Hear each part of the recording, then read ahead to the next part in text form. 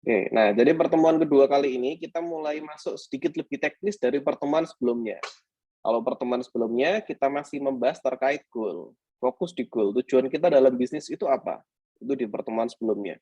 Lalu bagaimana kita memetakan goal yang tepat? Bagaimana kita mengatur goal itu agar bisa tercapai? Biar goal ini tidak terlalu tinggi juga, tapi juga realistis, dan kita masih semangat untuk mencapai. Karena seringkali banyak pengusaha ini ternyata mereka nggak bisa mencapai titik tertingginya karena tujuannya nggak jelas. Goal-nya mereka nggak spesifik ya, nggak smart seperti yang kita diskusikan di minggu lalu, di pertemuan lalu. Nah, hari ini kita mulai masuk materi menuju ke BRM. Nah, BRM akan mulai kita bahas di pertemuan selanjutnya, di minggu berikutnya. Hari ini kita masuk ke roadmap-nya dulu secara global. Artinya apa sih yang perlu kita persiapkan sebelum kita masuk ke materi BRM.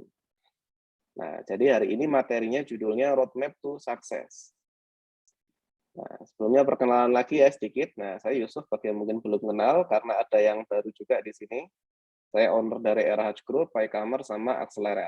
Nah, ini beberapa pelatihan-pelatihan sudah pernah saya ikuti. Nah, kita langsung masuk ke materi. Jadi bagi rekan-rekan yang mungkin pernah ikut dalam Grounded Business Coaching, GBC ya, dari Coach Fahmi, atau dari pertemuan-pertemuan yang sejenisnya, banyak sekali dibahas, intronya selalu ini. Jadi banyak sekali bisnis itu nggak berkembang, bukan salah bisnisnya, karena ownernya nggak pas. Bahkan dari bukunya, Larry Basidi sama Ram Charan itu mengatakan 70% kegagalan bisnis itu di tahap eksekusi, di tahap owner, bukan di tahap ide. Kemarin kita bahas masalah ide, kita kemarin bahas masalah goal, masalah apa yang memotivasi kita. Nah, sekarang kita akan mulai masuk ke bagaimana mengeksekusi dari apa yang sudah kita plan sebelumnya. Dan seringkali gagalnya itu di sini. Contoh ya ketika pandemi mungkin kita mengatakan, wah pandemi ini mematikan bisnis kuliner. Nah, ternyata kuliner yang bangkit itu juga banyak gitu. Terus misal dikatakan, oh pandemi ini mematikan bisnis fashion. Nah, ternyata yang naik karena pandemi ini juga banyak sekali gitu. Salah satu dari alumni OYC 3 atau 2 seingat saya sempat bercerita ketika pertemuan di Jogja beberapa waktu yang lalu. Jadi bisnisnya di bidang fashion. Awalnya ketika ketabrak pandemi benar-benar tumbang, artinya benar-benar sudah nggak bisa bergerak. Ternyata ketika dicoba, oh kita coba melihat dari sudut pandang yang lain, apa sih kebutuhan saat ini? Apa barang-barang yang saat ini kita punya yang bisa diputar lagi menjadi suatu yang bermanfaat? Nah, ternyata justru penjualannya naiknya dari situ. Justru penjualan omsetnya melebihi penjualan-penjualan sebelum pandemi. Sama-sama fashion. Sebelumnya jualan apa, kemudian ketika pandemi kainnya dimodifikasi menjadi apa yang dibutuhkan oleh orang-orang saat ini. Modelnya diubah, konsepnya diubah. Nah, ternyata bukan bisnisnya, tapi ownernya. Ketika owner ini tepat, artinya dia punya mentalitas yang tepat, punya keilmuan yang tepat, punya relasi yang tepat, punya resources yang memang dibutuhkan, ya dia akan berjalan. Berarti kita nggak bisa salahkan bisnisnya. Dan hari ini kita akan coba sama-sama meningkatkan kapasitas kita sebagai owner. Biar apapun bisnisnya, tapi ketika dipegang oleh orang yang tepat, insya Allah hasilnya akan tepat. Awalnya saya agak skeptis terhadap hal ini. Tapi ketika saya bertemu Pak Armala, wah banyak hal berubah ya. Artinya bisnis level martabak ya, terang bulan kecil itu, tahu terang bulan ya, di tangan Pak Armala, gila sekali perkembangannya, jauh luar biasa. Artinya saya pernah bertemu orang-orang yang dulu waktu SD saya beli terang bulan di situ ya. Kemudian ketika SMA ya masih di situ lagi. Kemudian sekarang saya setelah lulus kuliah saya kembali ke Surabaya. Ya masih di situ juga, tempatnya masih di situ, ukurannya masih selevel itu. Artinya itu terang bulan sejak saya SD loh. Ternyata nggak terlalu banyak perkembangan gitu ya.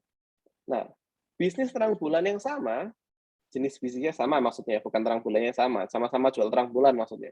Tapi dipegang Pak Armala tidak butuh waktu 2 sampai 3 tahun. Penjualnya sudah gila sudah, cabangnya sudah di mana-mana. Berarti bukan salah bisnisnya, kembali lagi ke masalah owner-nya. Owner-nya belum siap. Jadi kasihan bisnisnya dipegang oleh owner-owner yang belum siap ini. Akhirnya nggak berkembang. Nah, di sini kita sama-sama saling belajar biar kapasitas kita sebagai owner bisa berkembang. Dengan kita berkembang, bisnis kita berkembang. Nah, poinnya adalah di situ. Nah, kembali ke materi, kita akan lanjut. Ini materi yang selalu disampaikan Coach Ridwan. Nah, untuk yang case ini saya nggak bahas terlalu panjang ya. Ini intro untuk pertemuan kita hari ini, yaitu business maturity. Nah, seringkali kita ini terburu-buru, kita nggak paham kita di step yang mana. Nah, bagi yang mungkin belum pernah ikut BRM, mungkin belum melihat ini ya, tapi bagi yang sudah ikut BRM, nah ini sudah hal umum ya.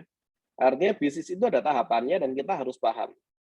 Dan yang kita pelajari hari ini adalah road to BRM. Nah, jadi materi menuju ke detail-detailnya, tools-toolsnya BRM.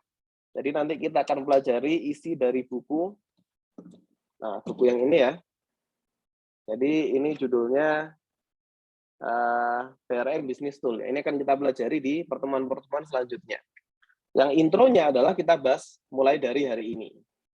Nah, jadi ada bisnis yang masih di level startup, ada yang level running, growing, established, sama mature. Masing-masing ini nggak sama kebutuhannya. Kondisinya tidak sama, kebutuhannya tidak sama, caranya juga tidak sama. Nah, kita akan coba pahami alur ini, sehingga kita di pertemuan-pertemuan selanjutnya kita akan lebih enak dipetakan. Artinya nanti saya ingin tahu siapa yang saat ini masih di level startup, atau sudah di running, atau sudah di growing, atau bahkan sudah established atau mature ya. Karena per masing-masing kelas ini materinya bisa tidak sama. Artinya materi untuk running ini tidak sama untuk growing. Growing ini akan lebih berat ke materi-materi terkait manajemen. Nah, kalau misalkan timnya belum banyak, lalu kita masukkan di materi manajemen, terlalu berat nanti. Sulit untuk dieksekusi. Nah, sama halnya juga dengan running. Running ini akan lebih banyak materi terkait penjualan. Jadi bagaimana meningkatkan penjualan, bagaimana strategi marketing, dan lain sebagainya. Yang growing sebenarnya sudah tidak terlalu butuh materi yang di sini. Nah, jadi mulai hari ini coba kita petakan masing-masing materinya ini di level mana. Sehingga di pertemuan selanjutnya, kalau perlu kita pecah jadi 2 sesi. Artinya sesi pertama khusus untuk yang di level ini, sesi berikutnya khusus yang di level ini. Sehingga materinya lebih mengena. Karena kalau KPB itu sebenarnya lebih banyak di fase startup sama running. Jadi materi-materinya masih materi-materi basic sebenarnya. Nah, ini yang harus kita pahami dulu. Jadi seringkali kita dalam bisnis itu karena nggak paham level kita di mana, belajarnya akhirnya parsial. Misalkan baru di level startup sudah belajar materi-materi KPI, SOP, dan lain sebagainya, itu bagus. Tapi ketika diterapkan, waktu kita habis di situ, justru nggak jalan-jalan bisnisnya nanti. Nah, jadi dipahami dulu levelnya, artinya startup itu. Oh, ada yang belum bisa masuk Zoom, sebentar.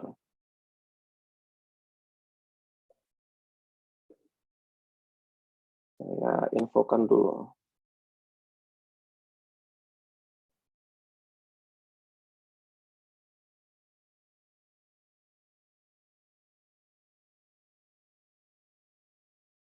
Yang belum masuk Zoom, oh ya coba. Bentar.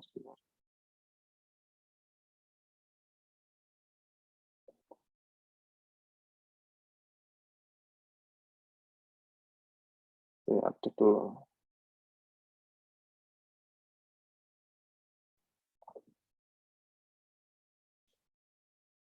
Oke, kita lanjut. Mohon maaf tadi saya harus approve ini. Nah, artinya kalau masih startup, sesuaikan ilmunya startup. Kalau sudah running, sesuaikan ilmunya running. Pahami parameter dikatakan running itu apa. Nah, sekarang kita mulai lanjut lagi. Nah, kita akan mulai masuk, jadi ini materi untuk yang sebenarnya levelnya di antara startup sama running. Jadi di sini. Nah, ini lebih bisa diterapkan di startup sama running, kalau growing sudah melewati materi ini. Oke. Jadi kita akan mulai dari namanya grow coaching model. Nah, seperti yang saya sampaikan tadi, banyak perusahaan nggak berkembang karena pemimpinnya juga kurang memiliki kapasitas dalam mengembangkan timnya, kapasitas dalam mengembangkan bisnisnya. Grow ini adalah salah satu materi yang juga diajarkan Coach Ridwan dan diajarkan di Grounded Business Coaching di GBJ. Artinya kita sebagai owner itu harus paham konsep-konsep, harus paham terkait konsep kepemimpinan dalam perusahaan, pembimbingan dalam perusahaan itu seperti apa. Nah, artinya ada namanya dalam konsep coaching, dalam kita melatih tim, itu ada namanya grow. Grow itu kita harus menekankan pada tim kita untuk memahami ini semua. Nah, seringkali kita dalam berbisnis ini terlalu Superman. Jadi semua di-handle sendiri, semua ditangani sendiri, sehingga timnya nggak diberdayakan, nggak dimaksimalkan. Atau punya tim, tapi sulit diarahkan, nggak satu visi. Artinya pemimpinnya pengennya ke sana, timnya pengennya ke sana, ke arah yang berlawanan. Ya, Karena apa? Nggak satu visi. harus Nah, tajam. ini yang perlu kita samakan visinya antara kita dengan tim. Dan kita perlu samakan cara pendampingan ya, pendidikan kita ke tim. Ini mohon yang lain di mute dulu ya, biar suaranya nggak campur-campur. Nah, kita akan mulai masuk dengan konsep crew ini dulu. Crew ini konsep yang kita terapkan pada tim kita, pada diri kita dulu, kemudian pada tim kita. Nah, crew ini apa? Yang pertama kita akan mulai dari goal. Goal ini sudah kita bahas di pertemuan sebelumnya ya, bahwa membangun goal itu harus smart, harus spesifik, measurable, achievable, realistic atau relevan, dan juga time bound. Nah, saya review sedikit terkait goal yang sudah kita bahas di pertemuan lalu. Jadi pemimpin ini dalam menentukan goal-nya, menentukan tujuan perusahaan, dan menekankan tujuan perusahaan ke tim. Nah, ini yang penting ya. Goal ini harus disampaikan ke tim, bukan hanya untuk dirinya sendiri. Artinya, oh saya owner, saya harus tahu goal-nya seperti apa. Memang Anda harus tahu sebagai owner. Tapi tim Anda yang mau membantu Anda dalam mencapai tujuan harus paham juga apa sih goal-nya dari perusahaan itu. Nah, jangan-jangan yang tahu goal ini cuma kita, cuma ownernya. Timnya nggak ngerti. Termasuk misalkan ketika owner mengatakan, saya pengen penjualan bisa sampai 1.000 penjualan. Nah, tapi timnya nggak tahu, udah 1.000 ini harus dicapai kapan? Harus dicapai dengan cara seperti apa? Bagaimana cara mengukurnya? Nah, timnya nggak ngerti. Kalau timnya nggak ngerti, bagaimana timnya bisa bantu kita? Nah, artinya goal ini konsep dasar dari crew. Konsep yang harus dijelaskan pada seluruh tim. Jadi disampaikan, hey tim, tujuan kita ini loh, artinya tujuan kita ini kita akan mencapai penjualan dalam angka 1.000 klien dalam bulan ke-12 di tahun ini. Spesifik, jelas angkanya, jelas tujuannya, jelas targetnya. Kemudian kita bagi menjadi 12. Misalkan dibagi itu bukan dibagi rata ya, artinya oh bulan ini adalah peak season, bulan ini low season. Sehingga kita sampaikan pada tim, wahai tim, nanti kita akan buat timeline. Nah, artinya di bulan ini kita harus achieve sekian. Jadi bisa diukur dan bisa dicapai oleh tim. Kemudian cara-cara yang diberikan juga relevan dan semua ada batas waktunya. Jadi konsep awal dari Grow adalah tentukan goal-nya pada Anda, pada perusahaan Anda, dan pada tim Anda. Jadi kita harus paham goal, tim juga harus paham goal. Dan kemudian apa? Nah, ada beberapa pertanyaan. Jadi Grow itu intinya adalah pertanyaan ya. Pertanyaan yang kita ajukan ke diri kita dan kita ajukan ke tim. Nah, minimal kita sudah harus bisa menjawab yang ini dulu. Artinya kalau kita aja sebagai owner nggak bisa jawab pertanyaan-pertanyaan ini, apalagi tim kita. Nah, jadi dipahami. Goal itu apa indikatornya? Ada beberapa pertanyaan, ada banyak sebenarnya. Ini saya list hanya 5 yang paling banyak ditanyakan ya. Yang pertama adalah apa yang ingin dicapai saat ini. Nah, artinya goal apa sih yang pengen Anda capai? Jangan-jangan kita dalam bangun bisnis saja nggak ngerti goal-nya apa. Kita nggak ngerti targetnya apa. Atau seringkali seperti ini, targetnya apa? Pokoknya laku. Wah, ya nggak mungkin besar-besar. Nah, artinya konsep dasar harus terjawab ini. Apa patokan bahwa tujuan Anda sudah berhasil dicapai? Nah, pertanyaan-pertanyaan ini di-list. Diajukan pada diri kita dulu. Kita sudah bisa jawab dengan benar apa belum? Kita sudah bisa jawab dengan tepat apa belum? Kemudian ditanya, apa yang buat Anda menginginkan hal ini? Misalkan tujuan saya adalah ingin mencapai 1.000 klien dalam akhir tahun ini. Kenapa sih kok kita ngejar 1.000 klien tadi? Nah, jangan-jangan ya pokoknya pengen 1.000. Nah, kalau gitu sulit nanti kita turunkan ke tim. Kita akan sulit memperkuat tim kita. Kenapa kita harus 1.000 agar ini? Nah, harus jelas tujuannya. Dan apa yang Anda harapkan dari sesi ini? Jadi dari masing-masing sesi pelatihan, dari masing-masing fase bisnis, apa sih yang Anda harapkan dari situ? Kemudian apa yang terpenting untuk Anda dalam melakukan hal ini? Apa motivasi terbesar Anda dalam mencapai goal-goal tersebut? Jadi dalam konsep Grow, lebih banyak isinya pertanyaan. Setiap goal itu ada pertanyaan, setiap masing-masing ada pertanyaan. Dan selalu dimulai dari pemimpin, itu konsepnya. Dimulai dari diri kita sendiri. Artinya kita tanyakan pada diri kita sendiri, sudahkah kita bisa menjawab ini? Nah, kalau kita belum, tidak mungkin tim kita bisa. Kalau tim kita tidak bisa, tidak mungkin target kita tercapai. Itu konsepnya. Dan ini yang sering dijadikan evaluasi. Ketika evaluasi mingguan, evaluasi bulanan, atau ketika ada tim-tim baru masuk. Artinya saya selalu tanyakan juga ini ke tim, apa sih yang pengen kamu capai selama di sini? Dan kamu tahu nggak apa yang ingin dicapai oleh perusahaan? Ketika kita tahu apa yang ingin mereka capai, dan ketika mereka tahu apa yang ingin kita capai, nah di situ akan timbul namanya sinergi. Di situ akan timbul namanya kolaborasi. Seringkali banyak perusahaan-perusahaan, apalagi yang masih, terutama yang di level-level UMKM ya, belum paham atas hal ini.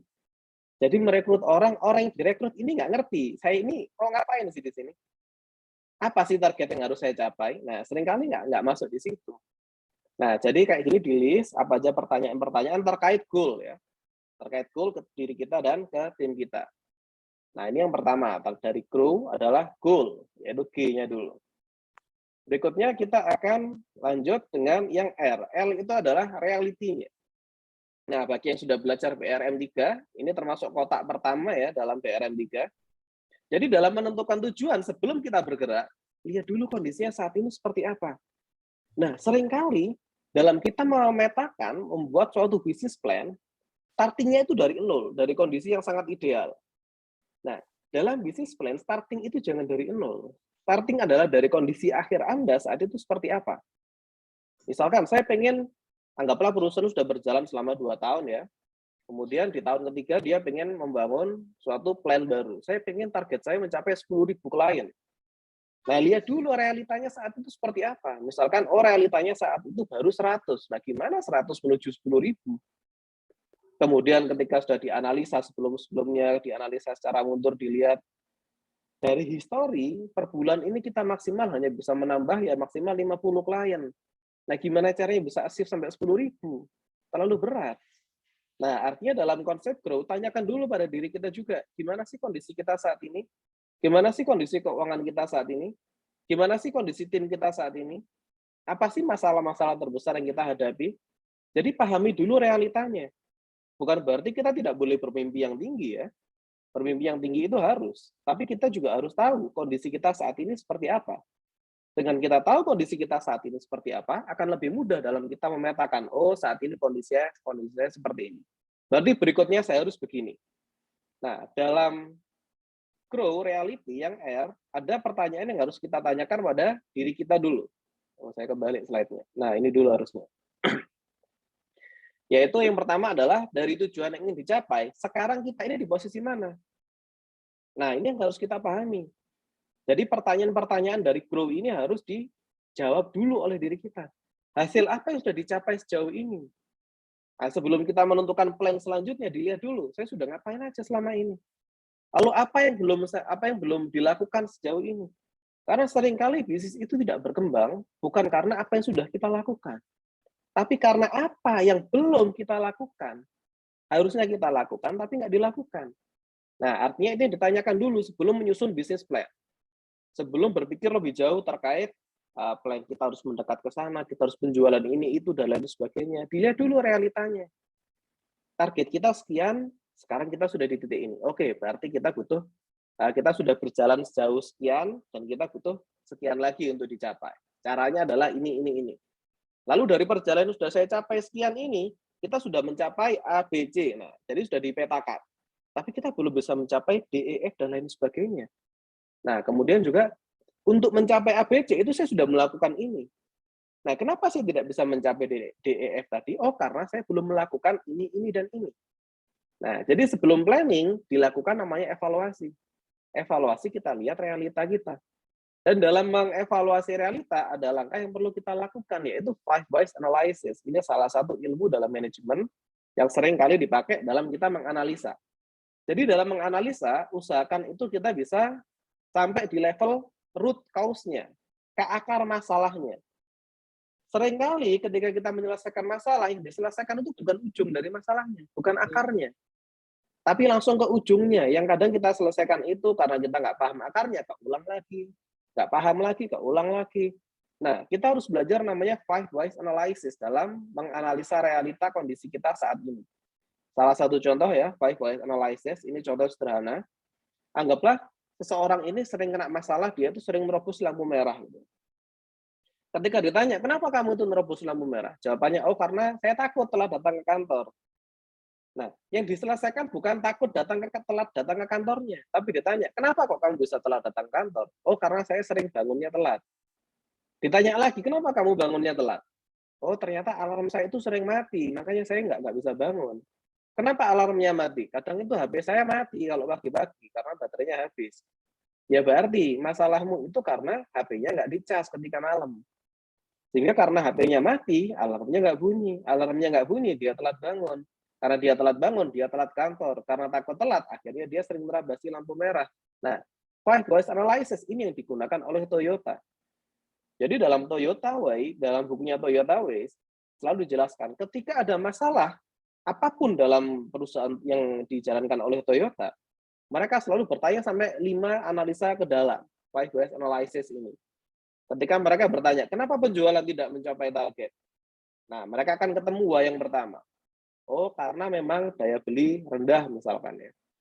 Ditanya lagi, kenapa daya beli rendah? Jadi why itu bisa satu, bisa dua ya. Bisa beberapa. Artinya why pertama misalkan daya beli rendah. Yang kedua adalah produksi kita kurang bagus. Yang ketiga misalkan SDM kita kurang bagus. Nah, akan dipecah lagi. Kenapa produksinya kurang bagus? Oh, produksi kita kurang bagus karena mungkin bahan yang kita masukkan juga kurang bagus. Atau mungkin, kenapa produksi kurang bagus? Bahannya sudah bagus loh. Oh, setelah kita analisa ternyata karena SDM kita nggak terlalu bagus. Jadi SDM kita tidak bagus, kemudian menghasilkan produksi yang tidak bagus. Produksi yang tidak bagus menghasilkan penjualan yang rendah. Artinya apa? Selesaikan dari masalah SDM-nya dulu. Kemudian kita tanya lagi, kenapa SDM kita nggak bagus? Oh, ternyata ketika rekrutmen, kita nggak bagus dalam rekrutmen. Jadi ketika rekrutmen kita cuman ya orang pokoknya masuk lah, atau seleksinya kita nggak bagus. Nah, berarti yang diselesaikan untuk meningkatkan penjualan justru dari rekrutmen yang bagus dulu.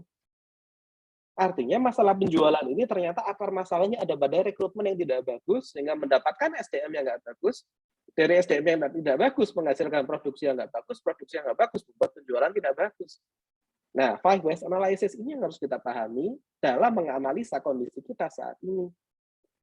Nah, seringkali kita nggak dalam analisa. Dan ketika nggak dalam, kita nggak selesaikan dari akarnya duluan.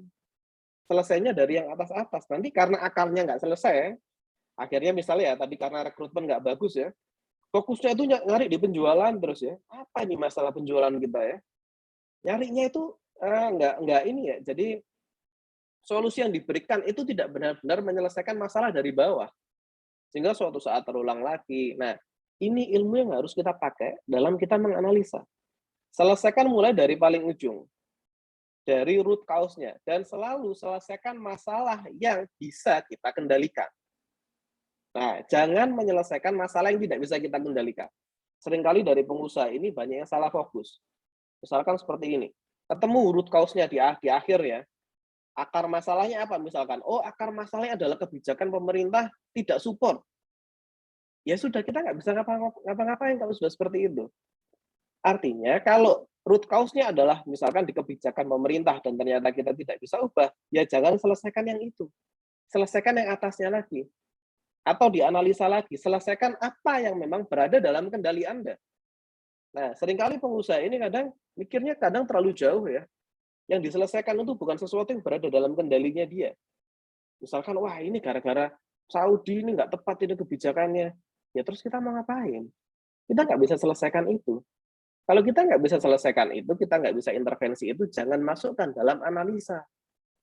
Jangan masukkan dalam analisa yang perlu diselesaikan, yang perlu Anda selesaikan. Nggak bisa diselesaikan.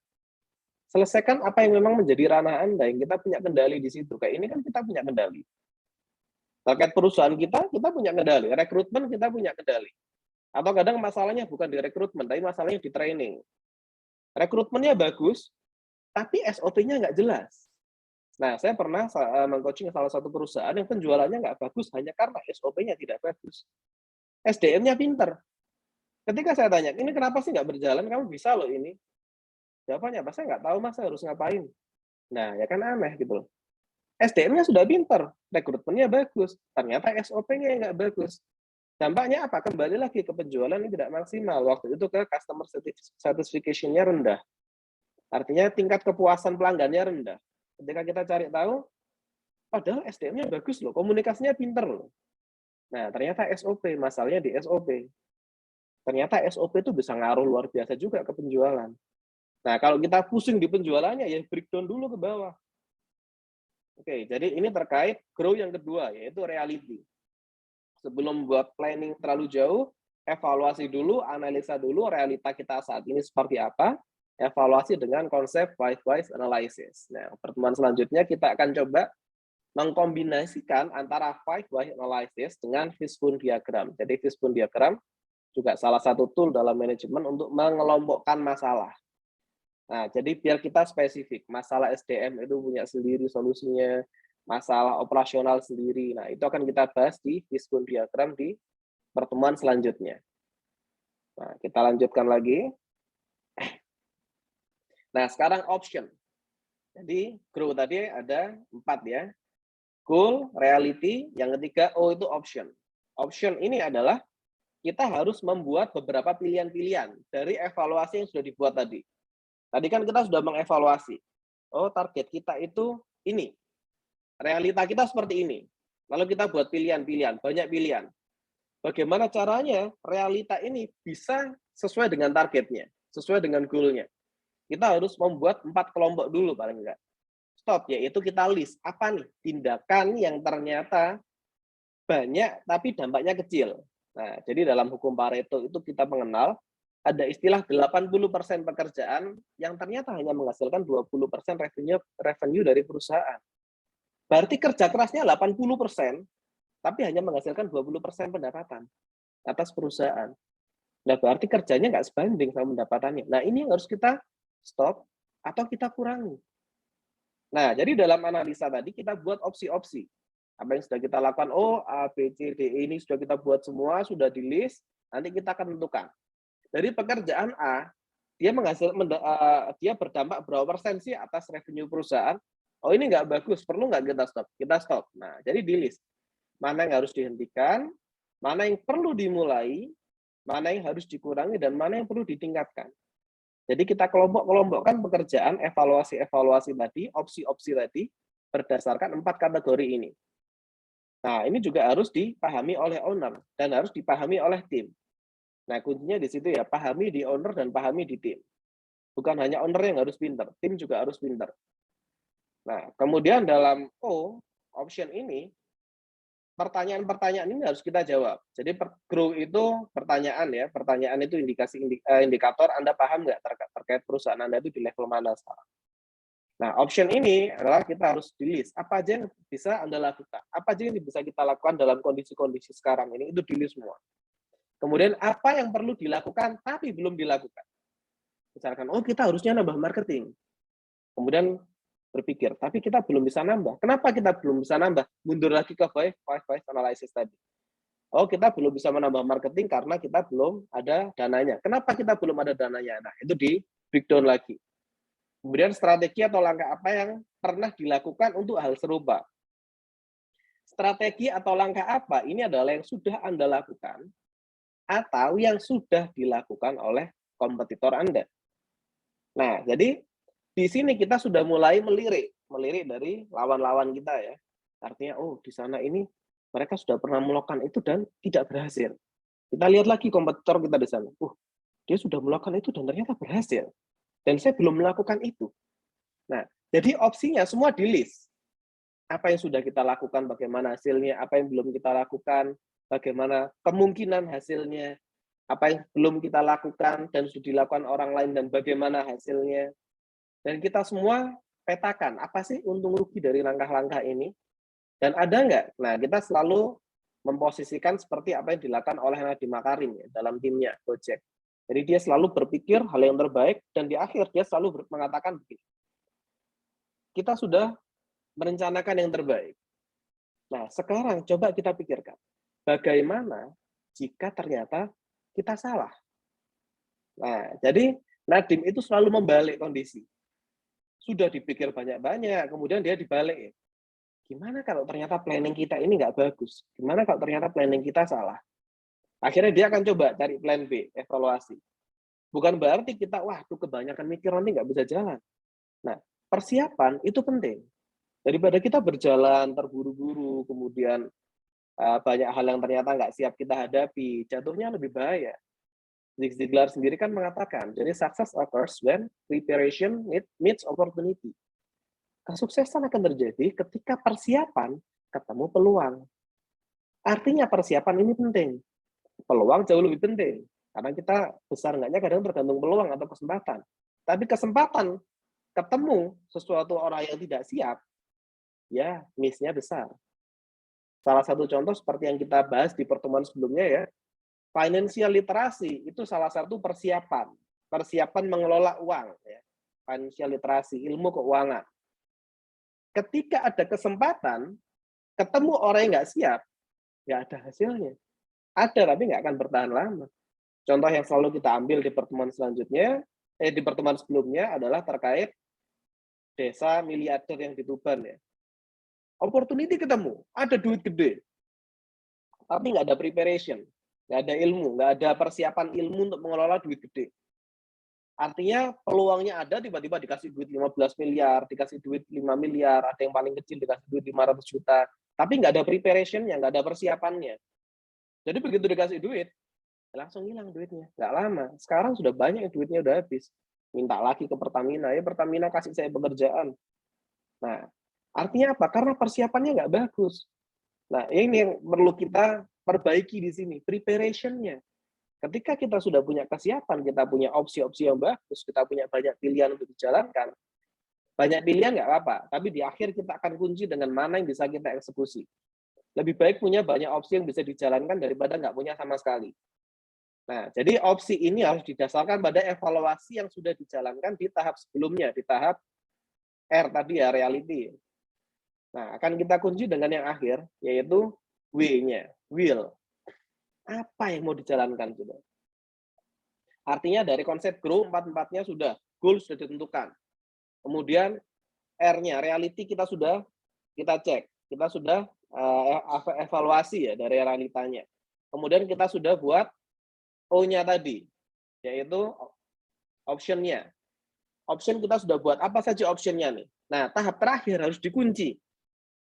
Apa yang mau kita jalankan? Langkah nyatanya apa yang mau kita jalankan? Kapan ini mau dimulai? Dengan siapa kita harus berkolaborasi? Lalu apa yang bisa kita lakukan untuk memulai dengan cepat? Nah, apakah apa yang akan kita lakukan ini semakin mendekatkan kita pada goal kita? Nah, itu yang harus dievaluasi. Harus ditanyakan pada diri kita, bisa nggak sih ini dijalankan? Dan kita harus paham konsepnya. Tidak semua harus dicapai dalam satu waktu. Artinya dari option yang sudah dibuat tadi, sudah banyak dibuat option. Berikutnya harus diputuskan dari will-nya ini. Nah, kita sudah banyak nih opsi. Mana yang mau dijalanin duluan? Jadi kita harus paham, semua itu butuh proses memang ya. Dan tidak semua harus bisa dicapai dalam satu waktu. Tapi kita harus paham satu lagi, tidak semua harus dicapai sendiri. Artinya kalau opsinya banyak, bisa nggak tercapai semua dalam satu waktu? Bisa, ya bisa tidak. Tidak kalau Anda jalanin sendiri. Bisa kalau dijalankan bersama. Nah, artinya di sini kita mulai melihat will dengan cara yang lain. Jadi dalam Grounded Business Coaching, dalam SBC juga, Coach Ridwan juga selalu menekankan kita harus terbebas dari tyranny of or. Dan kita harus meningkatkan genius of N. Nah, itu yang connect dengan will. Nah, itu kita bahas detailnya di pertemuan selanjutnya ya. Jadi seringkali kita ini, ketika sudah banyak opsi tadi, di will-nya ini kita bingung, ini mana yang kita mau jalanin duluan nih? Akhirnya apa? Kita biasa milih. Oh, kita jalanin yang ini dulu. Kemudian setelah ini, kita jalankan yang ini. Kemudian kita jalankan ini. Nah, kita masuk dalam tyranny of or. Kita memilih ini, atau ini, atau ini. Padahal, kalau kita bisa masuk dalam genius of N, kita bisa jalankan itu semua dalam satu waktu. Tapi dengan orang yang berbeda. Nah, artinya kita coba cari cara. Gimana caranya saya bisa mencapai options ini dalam waktu yang lebih singkat? Cari cara. Saya nggak bisa, tapi orang ini bisa. Artinya kalau saya kolaborasi dengan orang A, maka option ini akan tercapai lebih cepat. Kalau saya kolaborasi dengan orang B, opsi ini akan tercapai lagi lebih cepat. Kalau saya kolaborasi dengan orang C, ini akan tercapai lagi lebih cepat. Nah, jadi kuncinya adalah bagaimana kita bisa membuka pikiran kita untuk tidak terfokus pada diri kita sendiri. Dengan kita berpikir bahwa kita bisa kok mencapai ini secara bersama, kita bisa kok kolaborasi. Nah, langkah nyatanya akan lebih banyak. Yang bisa kita capai akan lebih banyak. Artinya dari 4 konsep grow ini tadi, kita bisa jalankan lebih maksimal kalau kita tidak berpikir untuk diri kita sendiri. Nah, jadi konsep grow ini adalah konsep yang pertanyaan-pertanyaan yang harus kita jawab. Kita sebagai owner harus bisa menjawab itu, dan harus kita tanyakan pada tim kita. Dan tim kita juga harus bisa menjawab itu seperti yang kita harapkan. Kalau kita bisa jawab, tim kita nggak bisa jawab, pincang nanti perusahaan kita. Karena kembali ke konsep dasarnya ya, perusahaan ini ibarat kereta kuda ya, kereta kuda ada 4 kuda balap, ada 4 kuda yang berlari dengan cepat nih kuda balap. Kecepatan perusahaan, kecepatan si kereta kuda ini ditentukan oleh kuda yang paling lambat, bukan kuda yang paling cepat. Artinya kita punya 4 kuda balap nih, yang satu pincang tadi. Kan nggak mungkin yang 3 ini nanti berlari dengan cepat kemudian menyeret yang pincang, ini nggak mungkin. Pasti nanti mereka akan mengikuti kuda yang pincang ini. Nah, sama halnya dengan perusahaan kita. Artinya kalau perusahaan kita, anggaplah kita sebagai owner sudah pintarnya luar biasa, kita sudah belajar di banyak tempat, tapi tim kita tidak. Tim kita tidak kita coaching dengan baik, tidak kita bimbing dengan baik, tidak kita tanamkan mentalitas yang baik. Tim kita tidak bisa menjawab apa yang seharusnya bisa dijawab dalam konsep grow ini. Ya perusahaan kita akan kayak kereta kuda tadi, yang kudanya pincang. Nah, masih mending kalau misalkan 3 kuda balap yang pincang 1 gitu ya. Nah, kalau yang pincang 3 gitu atau semuanya pincang ya repot juga gitu. Kita nggak bakal bisa lari. Nah, saya ulang sedikit ya, artinya pertanyaan yang harus dijawab oleh owner dan oleh tim dalam konsep grow ini, yang pertama dari goal adalah harus bisa menjawab apa yang ingin dicapai. Apa yang ingin Anda capai dan Anda turunkan pada tim. Anda tanya pada tim, "Hey tim, apa sih yang pengen kamu capai? Dan kamu tahu nggak apa yang pengen kami capai? Apa yang dicapai perusahaan?" Lalu harus ada patokan. Patokan dikatakan berhasil ketika apa? Kita harus bisa jawab, tim kita harus bisa jawab. Apa yang buat Anda pengen hal ini tercapai? Anda harus bisa jawab, tim Anda juga harus bisa jawab. Apa yang Anda harapkan dari sesi ini atau dari pencapaian-pencapaian ini? Apa yang penting dalam melakukan hal-hal ini? Kenapa sih kita harus menjalankan perusahaan ini? Nah, kita harus bisa jawab, tim kita harus bisa jawab. Nah, ini konsep goal. Kemudian terkait reality, yang harus bisa kita jawab adalah, kita ini sudah di mana sih sekarang? Dan tim Anda harus tahu, hey tim, tujuan kita di sini loh. Dan sekarang kita di sini loh. Kamu tahu nggak kita lagi di sini sekarang? Nah, jangan-jangan dia nggak tahu gitu. Kemudian tim juga harus tahu, hey tim, kita sejauh ini sudah melakukan ini loh, tapi nggak berhasil. Berarti jangan dilakukan lagi. Nah, itu gampangnya. Seperti yang dikatakan Einstein ya. Jadi insanity, kebodohan, kegilaan ya, adalah kita mengharapkan hasil yang berbeda tapi melakukan hal yang sama. Nah, berarti tim kita juga harus tahu. Siapa tahu tim kita punya inovasi yang menurutnya luar biasa. Ternyata kita sudah pernah melakukan itu dan tidak berhasil. Dan caranya sama. Gitu. Artinya nggak bisa juga itu diterapkan. Nah, tim kita harus tahu. Tim, kita sudah melakukan ini dan nggak berhasil, kita melakukan ini dan berhasil. Tim, kita belum melakukan ini loh. Ayo kita coba bareng yuk. Nah, misalkan seperti itu. Jadi pemimpin harus bisa menjawab, tim harus bisa menjawab. Grow itu kesatuan ya. Kemudian option. Kita juga sudah harus tahu apa yang harus kita lakukan dan tim kita harus tahu opsi-opsi apa yang tersedia. Yang paling bagus adalah rumuskan ini bersama. Kalau timnya sanggup. Kalau enggak, Anda yang rumuskan, paparkan ke tim. Tapi tim harus tahu bahwa kita punya opsi ini. Nah, jadi tim harus bisa menjawab 5 pertanyaan ini. Kita dulu harus bisa menjawab, kemudian tim harus bisa menjawab. Yang terakhir, dari will-nya, harus bisa dijawab juga dari owner. Langkah nyatanya apa nih, Pak Bos? Nah, jangan-jangan bosnya nggak tahu ya, kita sendiri nggak tahu. Nah, timnya juga harus kita kasih tahu. Nah, ini konsep dari grow. Grow ini suatu kesinambungan, owner harus tahu, tim harus tahu. Jadi di situ bisa berjalan bersama. Nah, ini roadmap awal sebelum kita melaju ke perusahaan yang lebih besar. Sebelum kita membangun suatu perusahaan yang besar, satukan dulu orangnya. Satukan dulu visinya. Satukan dulu tujuannya. Usahakan semua orang bergerak dengan arah yang sama. Jangan sampai ownernya ke sana, nanti manajernya belok lagi ke sana, supervisornya serong ke belakang, gitu ya. Nggak jalan-jalan nanti. Nah, ini yang harus dievaluasi dari waktu ke waktu. Nah, sampai sini dulu ada pertanyaan mungkin dari rekan-rekan? Ada yang perlu kita diskusikan dulu terkait konsep grow ini dulu. Silakan kalau mau bertanya. Kalau mau tanya lewat komentar boleh.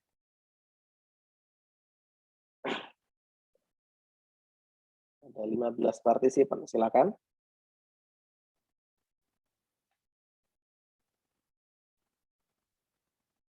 Sudah cukup jelas untuk yang konsep grow? Kalau sudah, akan kita lanjutkan ke materi selanjutnya.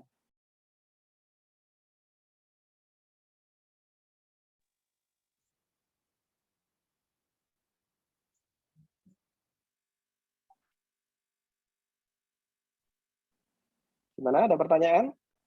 Pak Sarwono, jelas?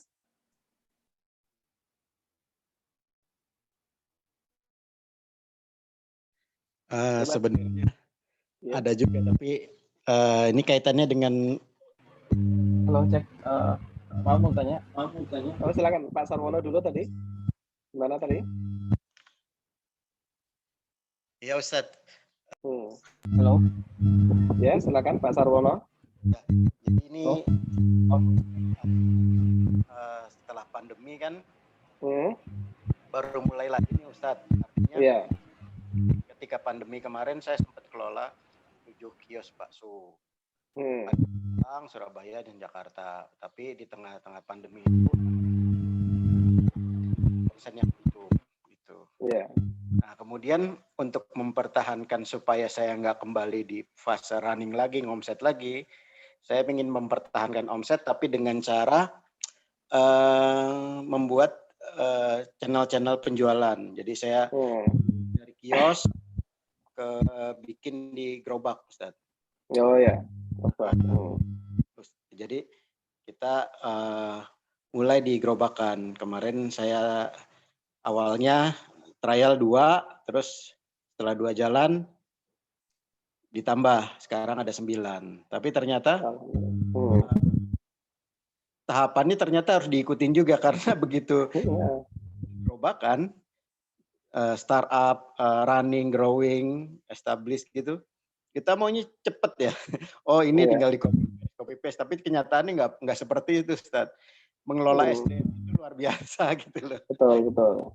Nah itu kesulitan saya di situ. Kemudian juga ada gempuran dari harga daging, terus minyak goreng yang naik sekarang ya. Jadi harus benar-benar nih karena saya usahanya kan baksonya bawaan Malang, jadi ada gorengan. Oh ya. Tapi intinya sih bisa nggak Ustadz? Jadi sambil kita startup, oke lah kita memulai lagi dari nol. Cuman kan dengan bekal pengelolaan yang lalu itu kita punya pengalaman. Bisa nggak kita sambil startup kita melakukan running terus growing sama mengarah ke establish. Karena saya di dalam pandangan saya cita-cita saya gitu dalam usaha ini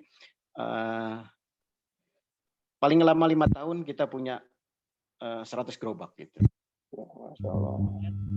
Masing-masing kita standari misalnya 1 juta gitu. Jadi nah ini cuman kembali lagi pengalaman ngelola kios dengan ngelola channel reseller atau gerobakan itu jauh berbeda gitu. Nah ini baru saya ngalamin. Jadi apakah saya mulai dulu dari awal nih benar-benar startup atau semuanya kita lakukan sambil jalan gitu, Ustaz? Itu aja, terima kasih, Ustaz. Oke.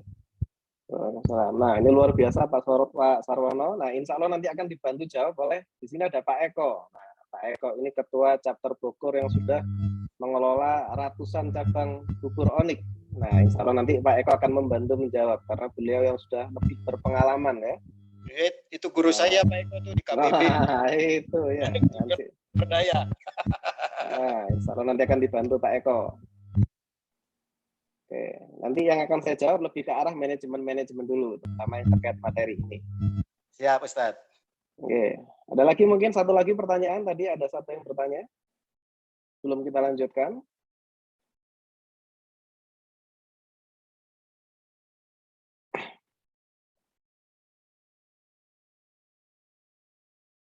Ya, belum ada ya.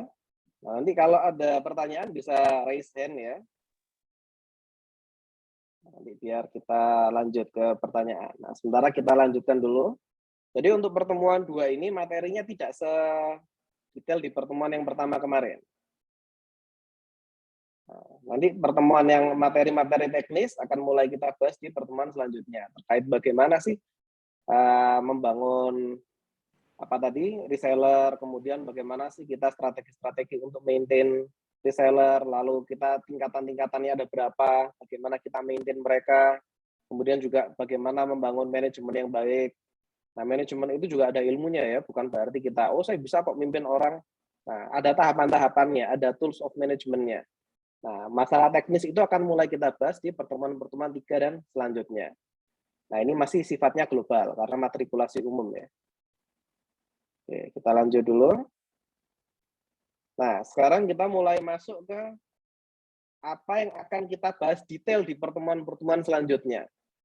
Yaitu mulai dari fundamentalnya bisnis. Sebenarnya 3 sih, yaitu visi misi sama core value sebenarnya. Nah, cuman di sini kita akan coba mulai bahas dari 4 dasar apa sih yang seharusnya kita itu punya. Nah, jangan-jangan bisnis kita ini sulit untuk di scale up, sulit untuk dikembangkan, karena dasarnya aja kita nggak punya. Gitu. Fundamentalnya kita nggak punya, dan ini masih belum terlalu berkaitan dengan keilmuan teknikal. Artinya belum masuk ke ilmu keuangan akuntansi itu seperti apa, belum masuk ke stock control untuk inventory itu seperti apa, kita belum masuk ke human resource, KRD membuat KPI itu seperti apa. Ini masih ke fundamental yang harus dimiliki oleh owner dulu dalam bangun perusahaan.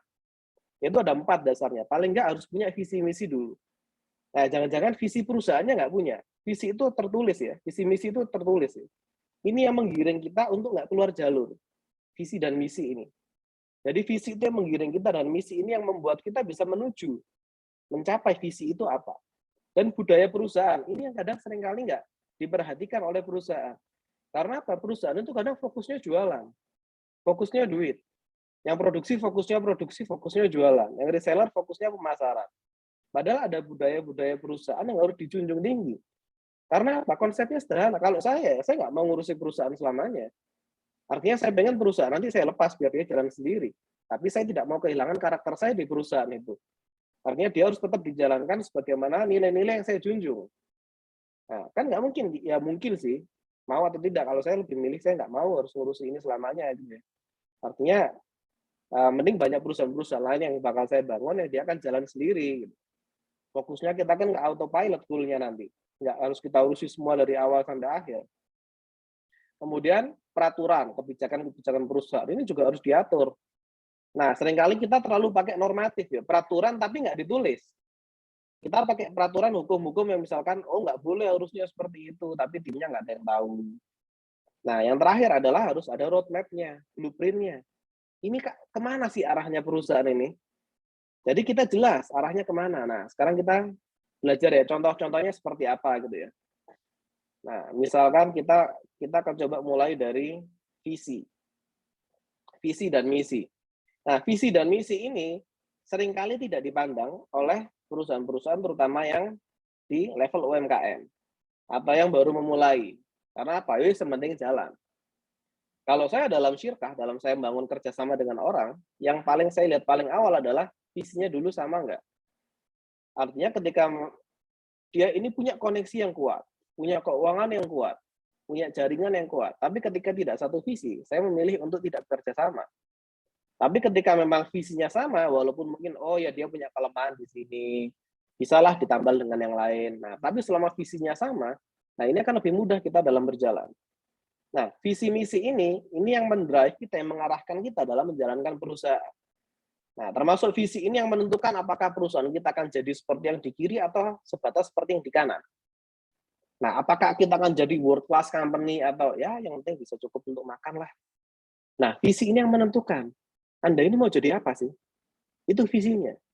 Nah, sebagai contoh ya, visi di perusahaan saya, yang di era Hajj misalkan. Ini layar saya terlihat ya, masih? Layar saya terlihat? Apakah terlihat? Ya, terlihat. Yang visi ya, visi terlihat. perusahaan. Oh, Jelas. Ya. Nah, visi itu sudah kita kunci sesuai dengan diri kita ini arahnya kemana. Dan spesifik ya. Jadi ketika visi kita adalah terlalu luas, misalkan menjadi yang nomor satu, ya dalam hal apa dulu? Nah, misalkan visi dalam perusahaan yang saya bangun adalah menjadi pengembang solusi berbasis teknologi dan inovasi terdepan di dunia secara profesional religius. Jadi kuncinya adalah di sini. Jadi visi saya dikuncinya di bidangnya teknologi dan inovasi. Ketika ada suatu perusahaan baru atau peluang baru atau apa yang memang dia mungkin menjanjikan ya, tapi ketika nggak sesuai dengan visi saya, nggak masuk ke bidang ini, ya mungkin saya juga nggak garap.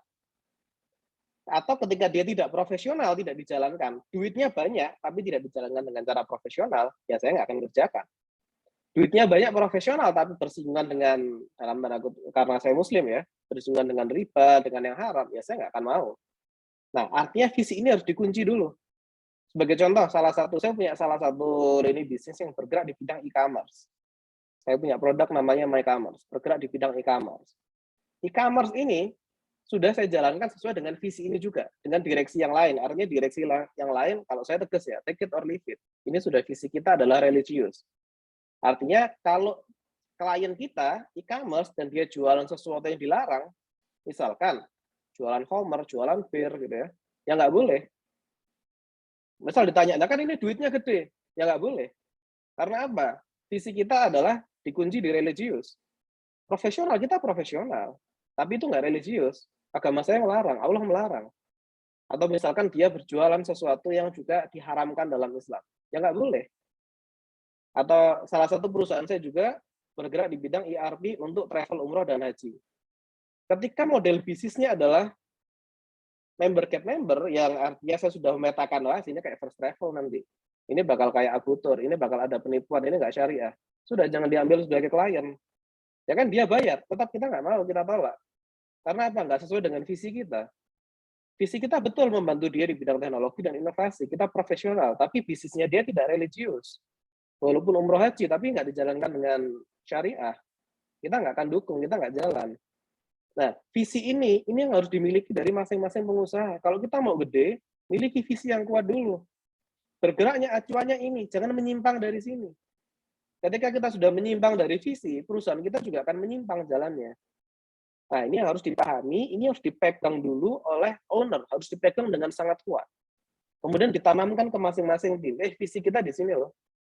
Dan seluruh tim saya yang di MyCommerce, yang di e-commerce tadi, sudah kita jelaskan. Kita tidak akan bersinggungan dengan apapun yang bertentangan dengan agama. Mau itu duitnya gede sekalipun, ketika itu sudah bersinggungan dengan apa yang dilarang oleh Allah dan Rasul dalam Quran dan Hadis, sudah kita nggak akan sentuh itu sama sekali. Visi kita sudah di situ. Walaupun perusahaan saya e-commerce loh ya, e-commerce kita bisa tangani apapun. Karena ada religiusnya, termasuk profesional. Artinya, religius tapi tidak profesional, kami nggak mau. Salah satu contoh ya, ada salah satu model bisnis yang dia ini bekerja dengan memanfaatkan celah-celah keamanan dari sistem. Nah, ada yang misalkan seperti, jadi kayak WhatsApp ya, WhatsApp itu dia punya celah, sehingga kita bisa memanfaatkan celahnya untuk misalkan seperti WhatsApp Blast, dan lain sebagainya.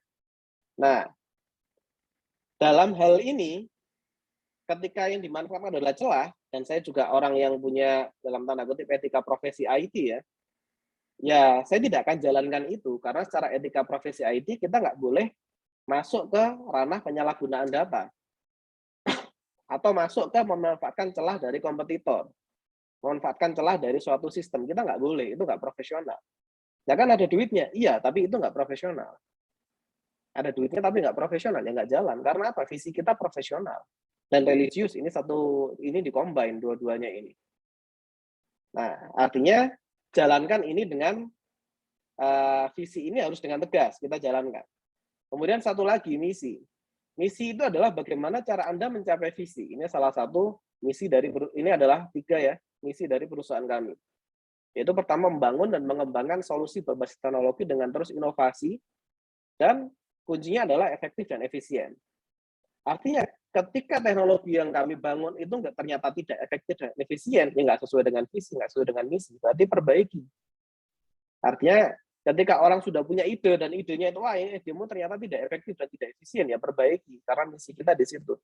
Dan membangun tim terbaik. Karena apa? kita harus paham bahwa kita nggak mungkin gede kalau tim kita nggak benar-benar tim-tim yang terbaik gitu ya.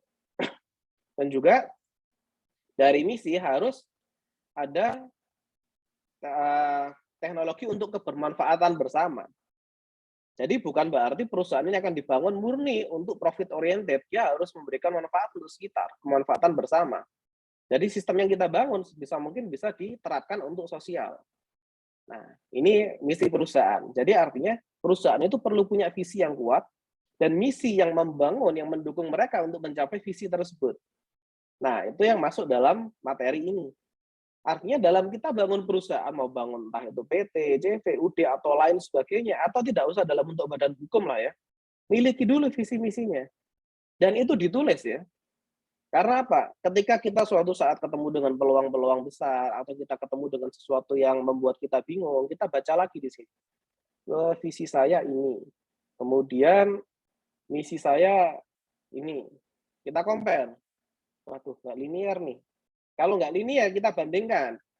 Yang salah, apa yang akan kita kerjakan, atau visinya yang salah, atau misinya yang salah. Tapi ketika misinya kita sudah pegang, kita, oke, ini adalah pedoman dalam kita bergerak. Ya sudah, ketika sesuai dengan ini, skip dulu. Jalankan yang sesuai dengan visi dan misinya. Jadi biar perusahaan itu bisa fokus. Nah, gimana kalau visi saya banyak? Saya ingin ini, ya bangun banyak perusahaan. Holdingnya yang visinya global, tapi per masing-masing perusahaan mereka harus punya visi dan misi sendiri-sendiri. Nah, biar terarah pergerakannya. Setelah visi misi perusahaan, berikutnya kita harus punya yang namanya budaya perusahaan. Nah, seperti ini salah satu budaya perusahaan yang digaungkan oleh Pak Erick Thohir ya, untuk di BUMN. Jadi BUMN itu punya core value atau budaya perusahaan namanya akhlak, yaitu singkatan dari amanah, kolaboratif, kompeten, adaptif, harmonis, loyal ini ya. Jadi ini kalau dibaca akhlak jadinya. Nah, kita dalam perusahaan juga perlu punya yang namanya budaya perusahaan. Apa nilai-nilai yang paling Anda junjung dalam perusahaan? Nilai-nilai apa yang benar-benar harus ditekankan dalam perusahaan itu? Ini salah satu core value dari BUMN, dan kita juga harus tentukan perusahaan kita apa. Dan jangan banyak-banyak, jangan misalkan core value kita adalah mengacu pada 99 nama Allah, ya itu bagus, cuman ngapalinya sulit nanti ya. Jadi sulit dicapai gitu ya. 99 nama Allah itu sifatnya Allah, bukan sifatnya manusia. Kita harusnya bisa seperti itu memang ya. Tapi ketika itu ditekankan ke semuanya 99-nya, wah berat nanti. Jadi cari beberapa, nggak usah banyak-banyak, yang benar-benar menjadi nilai inti dari perusahaan Anda itu apa. Nah, ini core value-nya BUMN, kemudian ini contoh core value-nya dari Kementerian Keuangan ya.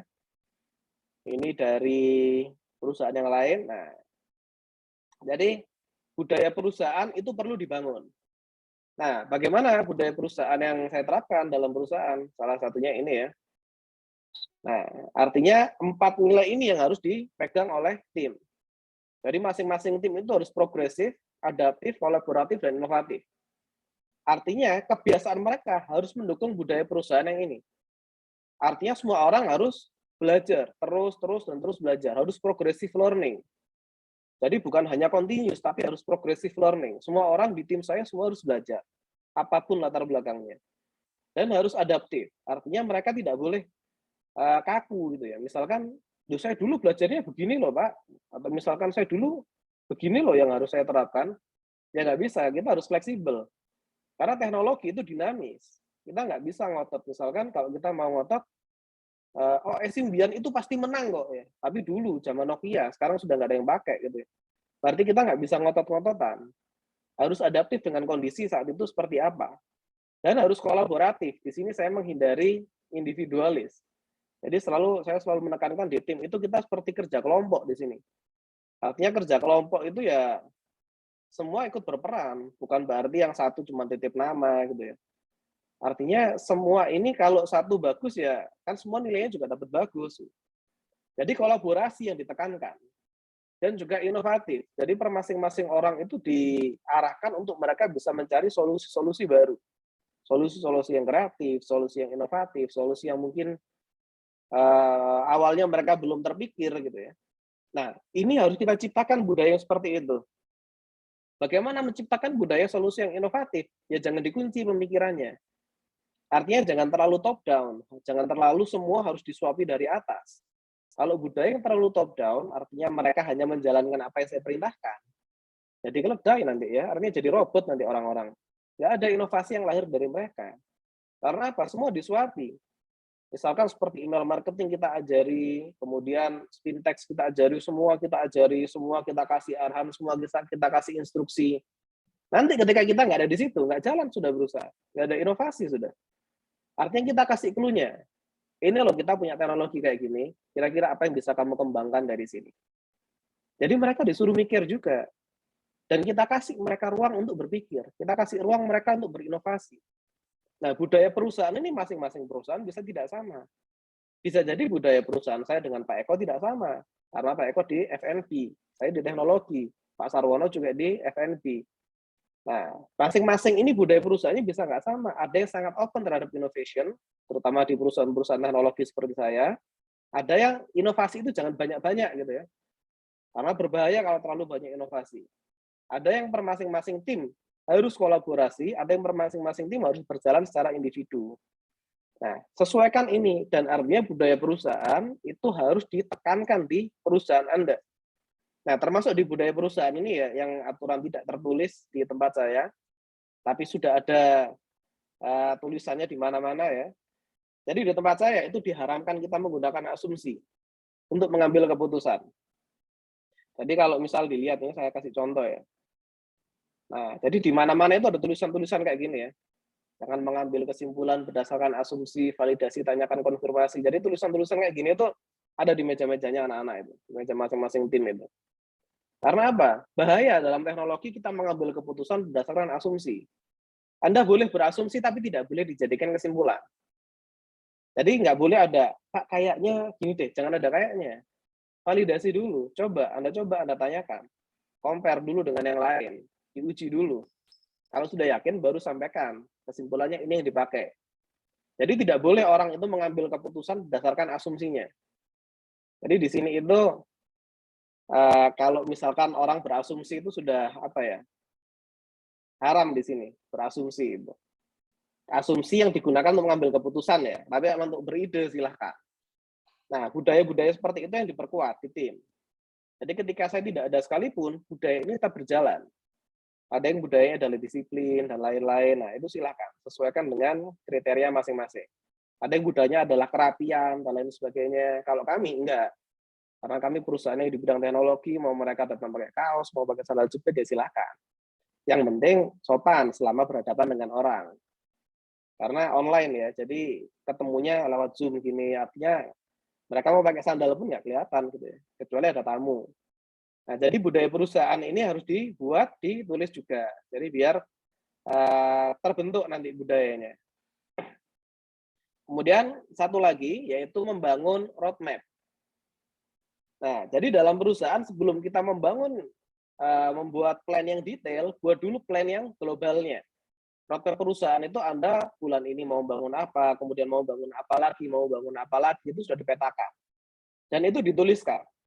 Sebagai contoh, roadmap, misalkan ini ya. Nah, ini action plan yang terakhir. Nah, jadi roadmap itu, pertama saya mau membangun apa dulu. Setelah ini selesai, berikutnya apa. Berikutnya apa, kemudian yang terakhir apa. Nah, kita harus punya plan-nya. Perusahaan ini mau dibawa kemana sih arahnya? Dari per masing-masing roadmap ini, misalkan nomor satu adalah saya ingin menguasai pasar Indonesia dulu. Caranya gimana? Kita buat namanya action plan. Nah, action plan ini sudah mulai dalam bentuk timeline. Artinya April apa yang harus saya capai, Mei apa yang harus saya capai, Juni apa yang harus saya capai, Juli apa, dan selanjutnya. Nah, per masing-masing ini pun juga harus didetailkan lagi. Bagaimana cara kita mencapai ini? Kenapa kita harus kolaborasi dengan ini? Lalu apa dampaknya kita setelah kita kolaborasi dengan mereka? Apa dampaknya ketika ini tercapai? Effortnya harus bagaimana? Berapa biaya yang harus dikeluarkan? Dan lain sebagainya. Nah, jadi setelah roadmap besar dibentuk, akan kita breakdown menjadi operational plan dulu. Operational plan akan dipecah menjadi action plan. Action plan bisa bulanan, bisa mingguan, bisa bahkan harian. Nah, jadi itu yang harus kita persiapkan dalam kita membangun perusahaan sebelum kita masuk ke materi yang detail terkait bisnis roadmap yang insya Allah akan kita mulai di pertemuan di selanjutnya. Pertemuan depan ini kita sudah mulai bahas teknis. 2 pertemuan awal ini kita hanya bahas sifatnya global. Kira-kira ini yang akan kita bahas dalam 12 pertemuan. Karena ada 14 pertemuan. 2 pertemuan awal itu untuk membahas global di 12 pertemuan selanjutnya yang sifatnya lebih ke arah teknis. Nah, ini terkait pertemuan kita hari ini. Jadi sudah selesai. Jadi saya review sedikit ya terkait bisnis fundamental dan ini juga sebisa mungkin dikerjakan oleh masing-masing tim, terutama yang ikut one year coaching ya, OYC. OYC Anda harus punya ini ya. Ini salah satu contoh laporan saya ketika OYC kemarin ini. Nah, jadi harus punya 4 ini karena Anda harus membuat ini nanti di one year coaching. Dan di KPB kalau Anda mau lanjut OYC, Anda harus punya 4 ini. Yang tertulis dan dilaporkan. Visi misinya harus ada, budaya perusahaannya harus ada, blueprint atau roadmap-nya juga harus ada, dan peraturan perusahaan. Peraturan ini bisa secara global, bisa berupa SOP. Harusnya ada yang punya global, punya SOP ya. Kami juga sudah pecah menjadi itu. Artinya ada peraturan-peraturan yang sifatnya umum, terkait kedisiplinan, terkait penggajian, terkait lain sebagainya, dan juga ada peraturan yang sifatnya masuk ke SOP. Nah, ini terkait apa yang kita pelajari di hari ini. Silakan kalau ada pertanyaan. Sekarang kita mulai masuk sesi sharing, kita mulai masuk sesi tanya jawab. Silakan. Atau mungkin Pak Eko dulu mau memperkenalkan diri dan mau menjawab pertanyaannya Pak Sarwono tadi. Gimana terkait memanajemen cabang dan lain sebagainya. Ini Pak Eko yang sudah jauh lebih paham karena bisnis modelnya beliau seperti itu.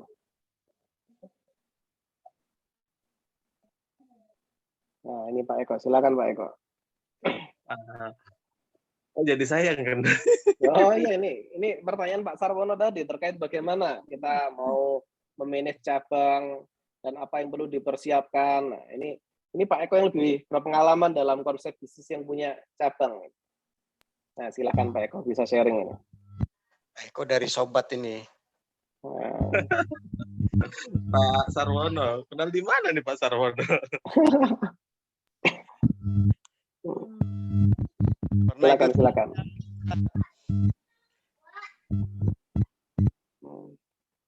Oke. Bismillahirrahmanirrahim. Assalamualaikum warahmatullahi wabarakatuh. Makasih Mas Yusuf ya. Warahmatullahi wabarakatuh. Ini ikut KPB, saya juga baru ikutan kegiatan KPB di Jabodetabek nih. Yang tadi saya sempat mendengarkan ya untuk masalah yang tadi cabang ya, bagaimana membuka cabang gitu, kemudian membuka outlet. Memang tidak bisa secara langsung ya, langsung banyak gitu, karena saya juga melewati masa uji coba terlebih dahulu gitu. Jadi mulai dulu tahun 2000 awal buka itu 2015 ya, itu dengan 1 outlet kecil gitu, kita coba gitu buka tambah lagi. Mentok di outlet 5 outlet itu sampai 2 tahun Pak. Gitu, sampai 2 tahun itu udah 5 outlet udah nggak bisa nambah-nambah, udah bingung gitu. Nah, akhirnya belajar dan memang kita harus mempersiapkan terlebih dahulu. Ibarat kata kita pengen ya kita harus menyiapkan tempat yang besar dulu gitu. Jadi nggak bisa langsung kita besarkan isinya, tetapi tempat kita tuh terlalu sempit. Nah, dari situlah saya mulai mempelajari bagaimana bisnis prosesnya itu sebenarnya. Saya mempelajari bisnis prosesnya, kemudian bagaimana kesehariannya itu dari mulai membuat produknya sampai dengan menjadi uang gitu ya. Dari mulai membuat produk, merencanakan membuat produk sampai produksi, kemudian menjadi apa. Nah, kemudian kita coba satu tambah satu lagi gitu kan, gimana gitu kan, kita jalani try and error-nya. Kalau saya dulu ngejalani seperti itu. Nah, ketika kita sudah mulai menambah seperti itu, kita buat SOP-nya Pak. Kita buat SOP-nya. Jadi bagaimana membuat cabang itu istilahnya mencari titik poinnya, ya, kriteria-kriterianya seperti apa gitu kan, kita coba buatkan gitu, agar apa, kita nggak mungkin akan membuka cabang itu sendirian, kita pasti akan memiliki tim ya, mereka yang akan mencari tim, mereka yang akan mencari lokasinya gitu ya, kita uji coba dulu. Nah, kita jalanin sendiri, kita catat apa yang memang harus kita lakukan. Kemudian setelah itu SOP-nya, kemudian dari SOP ini struktur organisasi. Nah, saya buat struktur organisasi kemudian saya buat job desk-nya, dari job desk-nya itu kemudian saya buatkan SOP-nya satu-satu. Jadi masing-masing masing-masing jabatan dia sudah memiliki job desk dan sudah memiliki ininya SOP-nya gitu. Akan detail gitu. Misalkan contoh gini, Pak. Untuk misalkan untuk mencuci piring gitu ya. Mencuci piring pun saya melakukan pembuatan SOP bagaimana cara mencuci piring yang benar gitu kan. Kemudian termasuk detailnya gitu, cara nyikatnya, pakainya apa kayak gitu. Itu saya detailkan gitu. Tujuannya apa? Ya agar ketika replacement orang pun ada orang baru, mereka juga bisa melakukan pekerjaan yang sama gitu. Ya, itu sih salah satu yang memang saya lakukan gitu. Jadi membuat SOP dari pekerjaan-pekerjaan yang dilakukan sehari-hari. Nah, selain itu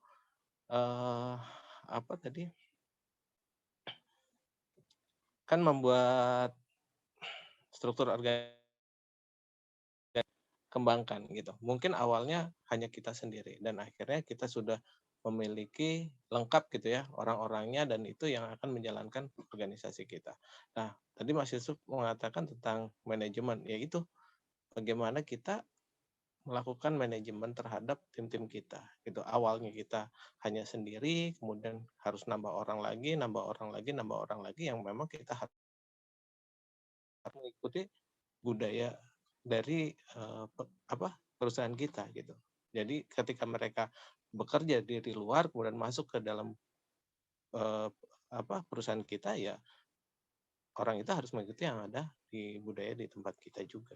Tidak bisa membawa yang dari lain. Mungkin kalau memang sesuai, oke gitu kita jalankan. Tapi kalau tidak sesuai dengan budaya dari perusahaan kita, ya kita tidak boleh memaksakan diri. Walaupun dia pintar, walaupun dia cerdas, walaupun dia kita butuhkan sebenarnya gitu. Tapi kalau tidak sesuai dengan budaya kita, ya kita harus lepas itu, kayak gitu. Ya, Mas Yusuf, Pak Sarwono yang di Jakarta Timur ya. Ya, wah, luar biasa ini. Karena Pak Eko sudah terbukti sudah menjalankan apa yang disampaikan ini. Kalau saya memang konsepnya bukan cabang, kalau yang bisnis yang dijalankan.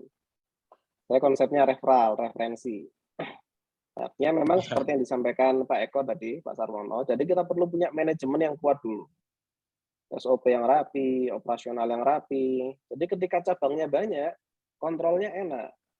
Coach Ridwan kan juga selalu bercerita. Coach Ridwan juga pernah sampai berapa ratus cabang itu kan. Tapi karena manajemennya belum siap, habis juga akhirnya. Nah, artinya memang ada tahap yang kita tidak bisa lompat, tapi bisa dipercepat. Nah, jadi Betul. DRM tahapan yang disampaikan Coach Ridwan yang seperti startup, running, growing itu tidak bisa dilompati tapi bisa dipercepat. Nah, bagaimana dipercepatnya? Ya paling mungkin ya dengan sharing, dengan terus belajar. Jadi biar bisa lebih cepat. Dengan kita perbanyak ilmu, kita perbanyak kapasitas, kita perbanyak relasi. Nah, misalkan sebagai contoh nih, saya mau bangun suatu bisnis yang modelnya cabang. Kalau saya pengen cepat ya saya datang ke Pak Eko. Langsung saya tanya gimana Pak Eko dari awal sampai akhir. Kemudian saya cari guru kedua lagi sebagai referensi, cari guru tiga lagi sebagai referensi, saya combine, nah lebih cepat lagi ilmunya kan. Tidak dilompati, tapi lebih cepat. Tetap saya pasti masuk fase startup dulu, tapi mungkin tidak lama. Nanti saya akan masuk fase running, mungkin juga nggak lama. Tetap tidak lompat tapi lebih cepat. Nah, seperti Pak Sarwono paling enak ya kalau konsep-konsep cabang. Nah, ini Pak Eko sudah berapa ratus Pak Eko ini cabangnya Onyx sekarang ini? Ada kalau cabang sendiri baru 90 sekitar 95-an lah ya, kalau untuk cabang mitra ada 20-an. Jadi ada sekitar 100. Masya Allah. Wah, sudah luar biasa ini. Nanti saya belajar ke Pak Eko sama Kak Acu sekalian sepaket itu. Nah, itu. Nah, jadi langsung belajar pada sumbernya pelaku di lapangan ini kan lebih enak. Nah, terkait konsep-konsep yang bisa dipakai, nah nanti kita juga akan pelajari. Nah, coba saya share screen ya. Yang akan kita pelajari di Sepertinya pertemuan. saya harus izin dulu nih, Mas. Oh Mau ya, siap-siap Pak Eko. ke Manokwari. Waduh, jauh sekali ke Manokwari Pak Eko. Iya, gitu. Jadi mau pesawat jam 10 nanti. Oh ya, hati-hati Pak Eko. Semoga lancar di perjalanan. Ya, hati-hati ada KKB Pak Eko. Di sana masih banyak penembak sama panah-panah bahaya di sana. Semoga lancar barokah Pak Eko. Amin. Amin, amin, amin. Untuk teman-teman semuanya ya. Sukses semuanya. Amin, amin. Waalaikumsalam warahmatullahi. Nah, ini salah satu materi yang akan kita pelajari di pertemuan-pertemuan selanjutnya. Jadi terkait konsep untuk cabang, reseller, dan lain sebagainya ya. Jadi bagaimana kita meningkatkan konsumen baru. Jadi ada teori-teorinya juga, ada prakteknya. Ada amygdala hijacking, ada brand activation dengan associative word. Kemudian ada beberapa contoh-contoh. Nah, ini akan kita pelajari secara detail di pertemuan-pertemuan selanjutnya. Terkait bagaimana sih marketing communication, kita membangun brand perception. Nah, jadi ini ya, ini beberapa yang akan kita pelajari. Lalu kemudian yang disampaikan Pak Eko tadi, nah ini salah satu contoh ya materi-materi kita besok. Nah, terkait SOP, itu penting juga. Ini salah satu contoh yang sudah kami terapkan. Jadi di era Harts, di salah satu perusahaan saya, komunikasi pun itu semua sudah diatur dalam SOP. Artinya tanya jawab ya, alur berpikirnya orang. Oh, ini kita sudah diskusi panjang terkait alur berpikir orang. Orang akan tanya ini dulu, berikutnya orang akan tanya ini, berikutnya akan tanya ini. Itu kami sudah coba petakan. Ketika pertanyaan ini, jawabannya ini. Dia menjawab ini, kita jawab dengan ini, kemudian ini. Nah, ini SOP komunikasi yang sudah ditentukan. Artinya apa? Ada orang baru pun, mereka sudah nggak usah mikir kata-kata. Karena kami pernah mengevaluasi, waktu itu saya pernah mengevaluasi ada klien baru. Kenapa dia closing-nya lama sekali? Gitu. Dari orang itu tanya sampai dia jadi deal itu loh, bisa lewat 1 hari, atau kadang butuh waktu lama. Akhirnya coba saya evaluasi. Dari HP, kalau di kami kan setiap orang pegang HP kantor sendiri-sendiri. Artinya WA-nya bisa saya analisa di sini. Salah satu analisa saya adalah kelamaan mereka mau jawab. Mereka mikir kalimat ya, karena mungkin sebelumnya belum terlalu punya pengalaman sebagai customer service. Kemudian ketika menghadapi orang, mereka mikir, Pak, ini jawabannya apa yang bagus? Kadang mereka menjawab, tapi dengan jawaban yang tidak saya harapkan. Artinya, kalau di B2B seperti di era Hajj ini, etika komunikasi harus benar-benar dijaga. Pemilihan diksi harus sangat bagus sekali, ya, bukan hanya bagus, ya, tapi harus sangat bagus sekali. Bedanya dengan di perusahaan saya yang lain yang e-commerce tadi, yang dia lebih santai.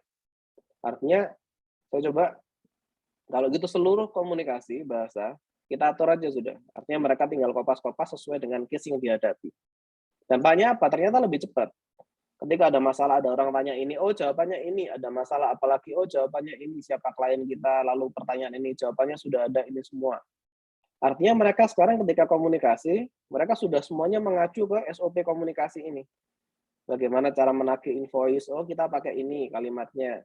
Bagaimana invoice-nya H-1, bagaimana invoice-nya sudah lewat. Nah, jadi semua ada SOP-nya. Kalau seperti Pak Eko tadi, bahkan cuci piring ada SOP-nya ya. Memang seperti itu. Karena saya juga pernah coba diskusi dengan orang yang punya usaha di bidang restoran di Bali sana, restorannya besar ya.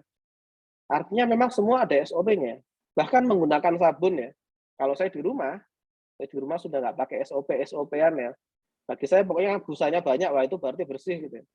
Nah, tapi kalau itu diterapkan di restoran, oh bisa bangkrut kayak gitu. Artinya kita harus terapkan, oh sabun itu sekian untuk kotoran sekian. Nah, ternyata di salah satu restoran milik teman saya di Bali, mereka menakar itu. Bahwa dengan piring sekian ini bisa pakai sabun sekian dan cara gosoknya pun diatur. Nah, kalau saya kan namanya nggak ada aturan kalau di rumah ya. Jadi saya nggak suka kalau spons itu kering gitu ya. Mestinya kasih air basah kering dikit, kasih air lagi buat ngusap lagi, tapi kan sabunnya cepat hilang.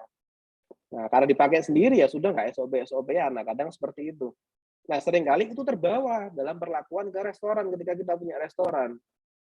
Nyucinya nggak kira-kira gitu. Akhirnya satu orang ini mencuci dengan caranya sendiri, yang lain nyuci pakai caranya sendiri. Ada yang mungkin dia karena sangat bersih sekali gitu ya.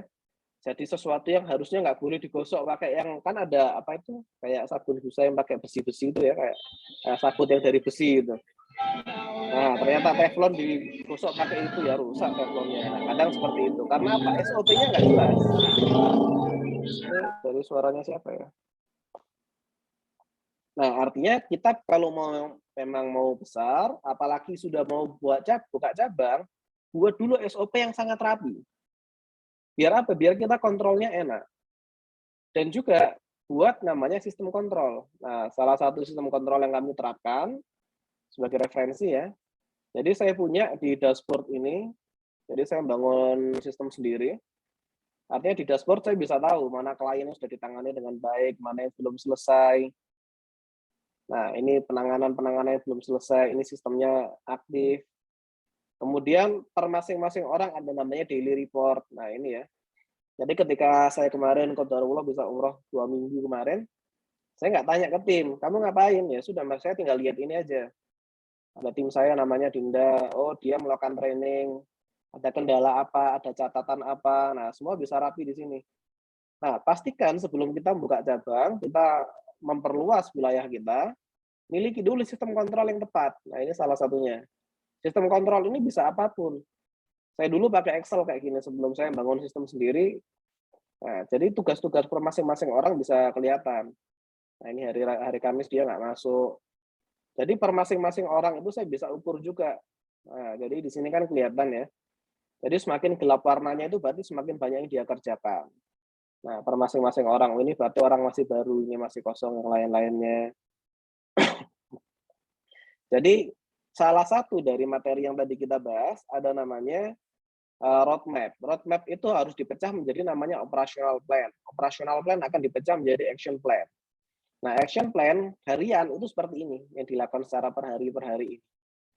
Nah, kalau operational plan itu bulanan. Sebagai contoh, misalkan ini. Nah, artinya dalam bulan ini, bulan Maret ini hal-hal yang harus dilakukan oleh Dinda. Ini hal-hal yang harus dilakukan oleh Najwa, tim saya. Nah, per masing-masing operational plan itu akan didetailkan dalam namanya action plan. Action plan-nya sudah juga kelihatan di sini. Nah, ini intinya adalah sistem kontrol. Nah, sistem kontrol ini tidak harus secanggih ini juga. Bisa kita cuma pakai Excel atau kita pakai Google Sheet ya. Kalau saya sarankan pakai Google Sheet. Nah, jadi biar kita bisa pantau. SOP juga sebisa mungkin pusatkan di sini. Nah, saya juga punya namanya glosarium. Glosarium itu saya kasih contoh misalkan ini. Glosarium atau mungkin kalau dalam istilah lain itu inventarisir masalah. Nah, jadi karena perusahaan kami bergerak di bidang teknologi, bidang IT, pasti ada istilah-istilah yang anak-anak ini nggak paham. Affiliate marketing itu artinya apa? Oh, artinya ini. API itu artinya apa? Artinya ini. Audit itu apa? Nah, per masing-masing kalimat ini ada istilah yang sudah ditentukan oleh perusahaan, yang sudah kita sepakati bersama. Itu istilahnya ini loh. Gitu. Nah, usahakan perusahaan sebelum kita berkembang besar, miliki hal-hal seperti ini dulu. Hal-hal ini kecil tapi sangat membantu. Karena kalau kita cuma mengacu pada, ya kan ada Google, bisa langsung googling. Waktu yang digunakan untuk googling itu lebih lama daripada mereka langsung baca ini. Dan satu istilah yang sama di perusahaan yang berbeda bisa memiliki istilah yang berbeda. Nah, artinya bisa jadi suatu kalimat itu sama domain ya. Domain menurut saya orang IT nggak akan sama orang tambang. Domain dalam istilah tambang itu tidak sama dengan domain yang saya pakai di IT. Jadi ketika ada orang tanya domain itu apa, ya tim saya tinggal baca ini. Oh, domain itu artinya ini. Termasuk juga kami juga punya namanya inventarisir masalah. Nah, glosarium ini itu adalah database istilah yang setiap orang bisa menambahkan. Jadi ketika ada tim, saya punya tim namanya Detia. Detia ini ketemu suatu istilah baru yang dia nggak paham, langsung dia cari tahu, approval dari atasannya, oke, istilah itu kita sepakati artinya ini, dia masukkan ke sini. Nanti ada lagi tim saya namanya Asmi, dia ketemu istilah baru lagi. Nah, kalau dia nggak paham, dia tinggal baca kalau sudah ada. Kalau belum ada, dia tinggal tambahkan. Nah, itu namanya collaborative learning. Jadi yang satu belajar, yang lain bisa dapat pahamnya tanpa mereka harus paham satu-satu, harus belajar sendiri-sendiri. Ada lagi yang lain namanya inventarisir masalah. Kalau ini nggak bisa saya buka ya di sini. Inventarisir masalah itu per masing-masing. Nah, ibaratnya gini. Anggaplah Pak Sarwono sudah buka cabang sampai ke 50. Kemudian ada masalah nih. Ketika tutup buku, nggak sama angkanya.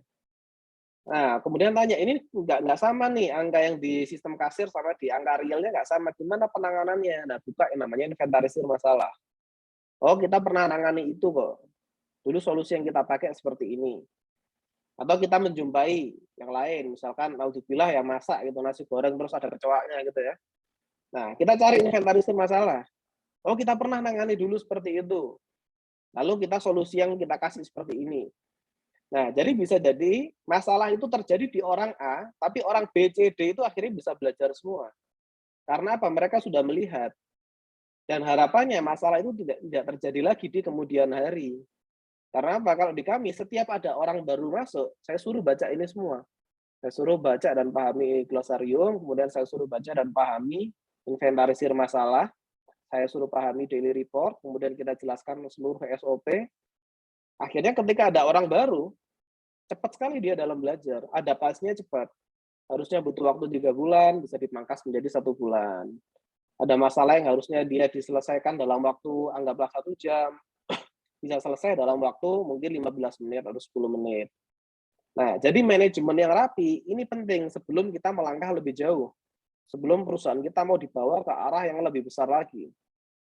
Nah, kira-kira begitu. Kalau mau menyiapkan perusahaan yang dia siap untuk autopilot, atau dia siap untuk di konsep cabang, atau perwakilan, atau mitra, dan lain sebagainya, ini rapikan dulu internalnya, baru kita berpikir untuk ekspansi.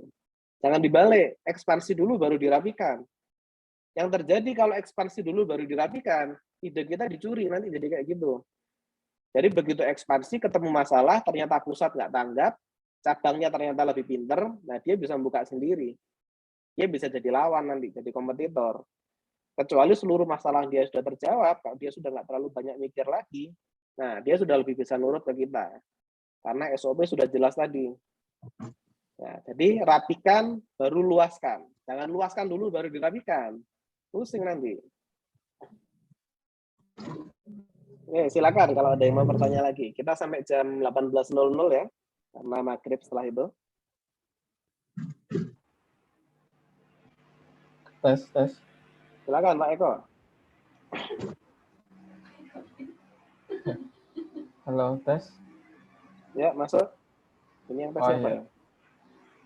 Halo,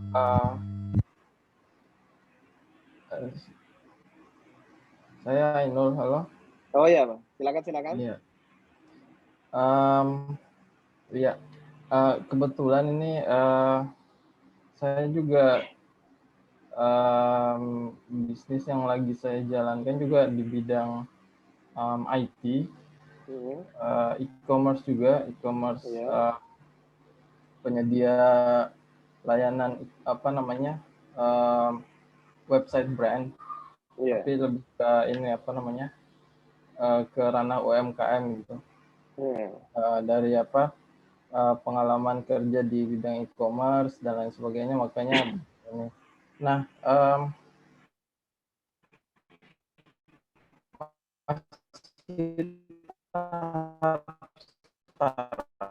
masih mungkin banyak kalau nggak salah. Nah, ini saya cukup tercerahkan bagaimana membangun manajemen yang komprehensif. Nah, saya karena tim saya belum ada tim, saya masih sendiri, masih handle sana sini, bisnis development, marketing, sama ya paling kalau marketing itu dihandle sama saya kasih ke freelance kayak content writer dan content creator gitu. Nah, pertanyaan saya ini kan startup baru dan masih banyak yang mesti dihandle. Nah,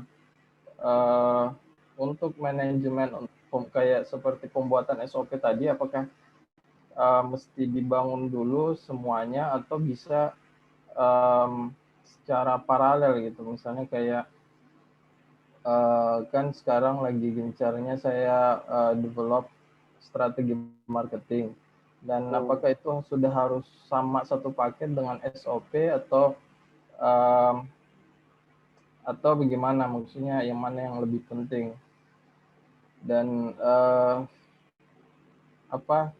kan udah startup, jadi kita belum bisa menilai action yang mana yang bisa memberikan impact yang besar, maksudnya yang signifikan. Yang tadi kan di diagram yang sebelumnya, saya lupa yang diagram mana, itu kan ya itu betul. Yang di atas yang 4 diagram yang itu yang di bawah, ya, di ini 4 slide di atas yang sekarang, yaitu ini. Oke. Nah, kan saya belum bisa menilai yang mana yang perlu di do more, yang mana perlu di start. Kira-kira bisa apa? Saya minta masukan action mana yang dirasa perlu ditingkatkan dan di start. Sedangkan di startup baru berjalan 3 bulan, ya walaupun sudah ada beberapa customer, sudah ada beberapa klien, tapi masih belum kelihatan feedbacknya kayak gitu. Ya, terima kasih saya. Oke, terima kasih Mas Ainul Yakin. Nah, ini luar biasa ya, artinya kita bergerak di bidang yang asik. Teknologi ini nggak ada ujungnya, ini asik. Nah, tadi pertanyaannya SOP dulu atau strategi marketing dulu? SOP ini sesuai dengan case. Artinya, kalau mau memaksimalkan marketing, buat dulu SOP untuk marketing. Jangan dipasarkan dulu baru ditentukan SOP-nya. SOP itu kasuistik, tergantung masalahnya. Saya juga tidak menentukan SOP komunikasi sebelum ada klien. Ada klien dulu, saya pelajari polanya, SOP saya siapkan. Nah, marketing seharusnya juga seperti itu. Siapkan dulu SOP-nya untuk marketing. Kenapa kok SOP dulu untuk marketing? SOP untuk marketing ya, biar nanti marketingnya nggak ngawur. Nanti kalau tidak ada SOP, marketingnya jalan sendiri-sendiri, sesuai dengan pemikiran mereka sendiri-sendiri. Nah, kalau di tempat kami ada namanya affiliate marketer. Affiliate marketer itu semua sudah ada SOP-nya. Anda boleh ini, Anda tidak boleh ini. Anda boleh menyebarkan dengan cara seperti ini, Anda tidak boleh dengan cara seperti ini. Anda boleh menyebarkan di sini, Anda tidak boleh menyebarkan di sini. Anda boleh pakai gambar, tapi gambarnya diambil dari sini. Kalau Anda pakai gambar sendiri, aturannya seperti ini. Termasuk jangan miss masalah logo. Logo itu bisa fatal. Artinya, saya sudah kasih SOP khusus untuk logo. Logo yang kita pakai, kalau Anda background putih pakai ini, background gelap pakai ini. Jangan sampai kita tidak punya SOP logo, lalu mereka bikin sendiri. Anggaplah seperti ini, logo kita background-nya putih. Logo kita putih, kemudian dia pasang logo kita di tempat yang background-nya putih juga. Kan nggak kelihatan loh. Kemudian dia bilang, Mas, ini logonya nggak kelihatan. Saya ganti ya warnanya. Wah, ini masalah ini. Atau misalkan, Mas, ini tidak saya ganti warnanya, tapi saya kasih stroke ya di luarnya. Ada bordernya gitu. Nah, itu sudah keluar dari identitas perusahaan. Artinya bisa beda. Secara hukum pun bisa jadi masalah. Nah, artinya marketing sebelum dijalankan, buat aturan mainnya dulu. Aturan mainnya apa? Ya SOP-nya dulu. Anda boleh apa, tidak boleh apa. Gambar Anda boleh pakai ini, Anda boleh pakai ini, logo harus pakai ini, copywriting ini. Kalimat yang boleh dipakai ini, yang tidak boleh dipakai ini. Anda boleh menawarkan sesuatu yang belum ada, tapi batasannya adalah ini. Jangan sampai nanti marketingnya ngawur sekali gitu ya. Misal mengatakan, oh e-commerce kita bisa terintegrasi dengan seluruh marketplace yang ada. Kita bisa connect ke Tokopedia, Shopee, sampai ke connect ke Alibaba, sampai connect ke Amazon. Karena nggak ada SOP, ngomongnya akhirnya melebar ya dari marketingnya. Yang pusing siapa ya? Production ya. Kita mikir gimana caranya connect ke Alibaba gitu. Nggak ada API-nya kadang-kadang. Nah, jadi marketing kita buat SOP dulu sebelum dia berjalan. Rapikan sebelum dijalankan. Jangan dijalankan dulu baru dirapikan. Kalau dijalankan baru dirapikan, nanti kita akan sibuk cari alasan. Kita akan sibuk cari minta maaf nanti. Oh maaf Pak, kami seharusnya nggak seperti itu kok tadi kalimatnya. Dan itu sudah kaitan dengan reputasi. Nah itu yang pertama ya, terkait SOP dulu atau marketing dulu. SOP itu kasuistik, tergantung apa yang dihadapi. Kalau Anda belum punya tim yang banyak, ya jangan terlalu bikin SOP, oh kita masuk jam 8 pagi dan lain sebagainya. Terlalu repot. Nah, SOP sesuai dengan masalah yang dihadapi, itu dulu. Kemudian yang slide ini ya, options, explore the options.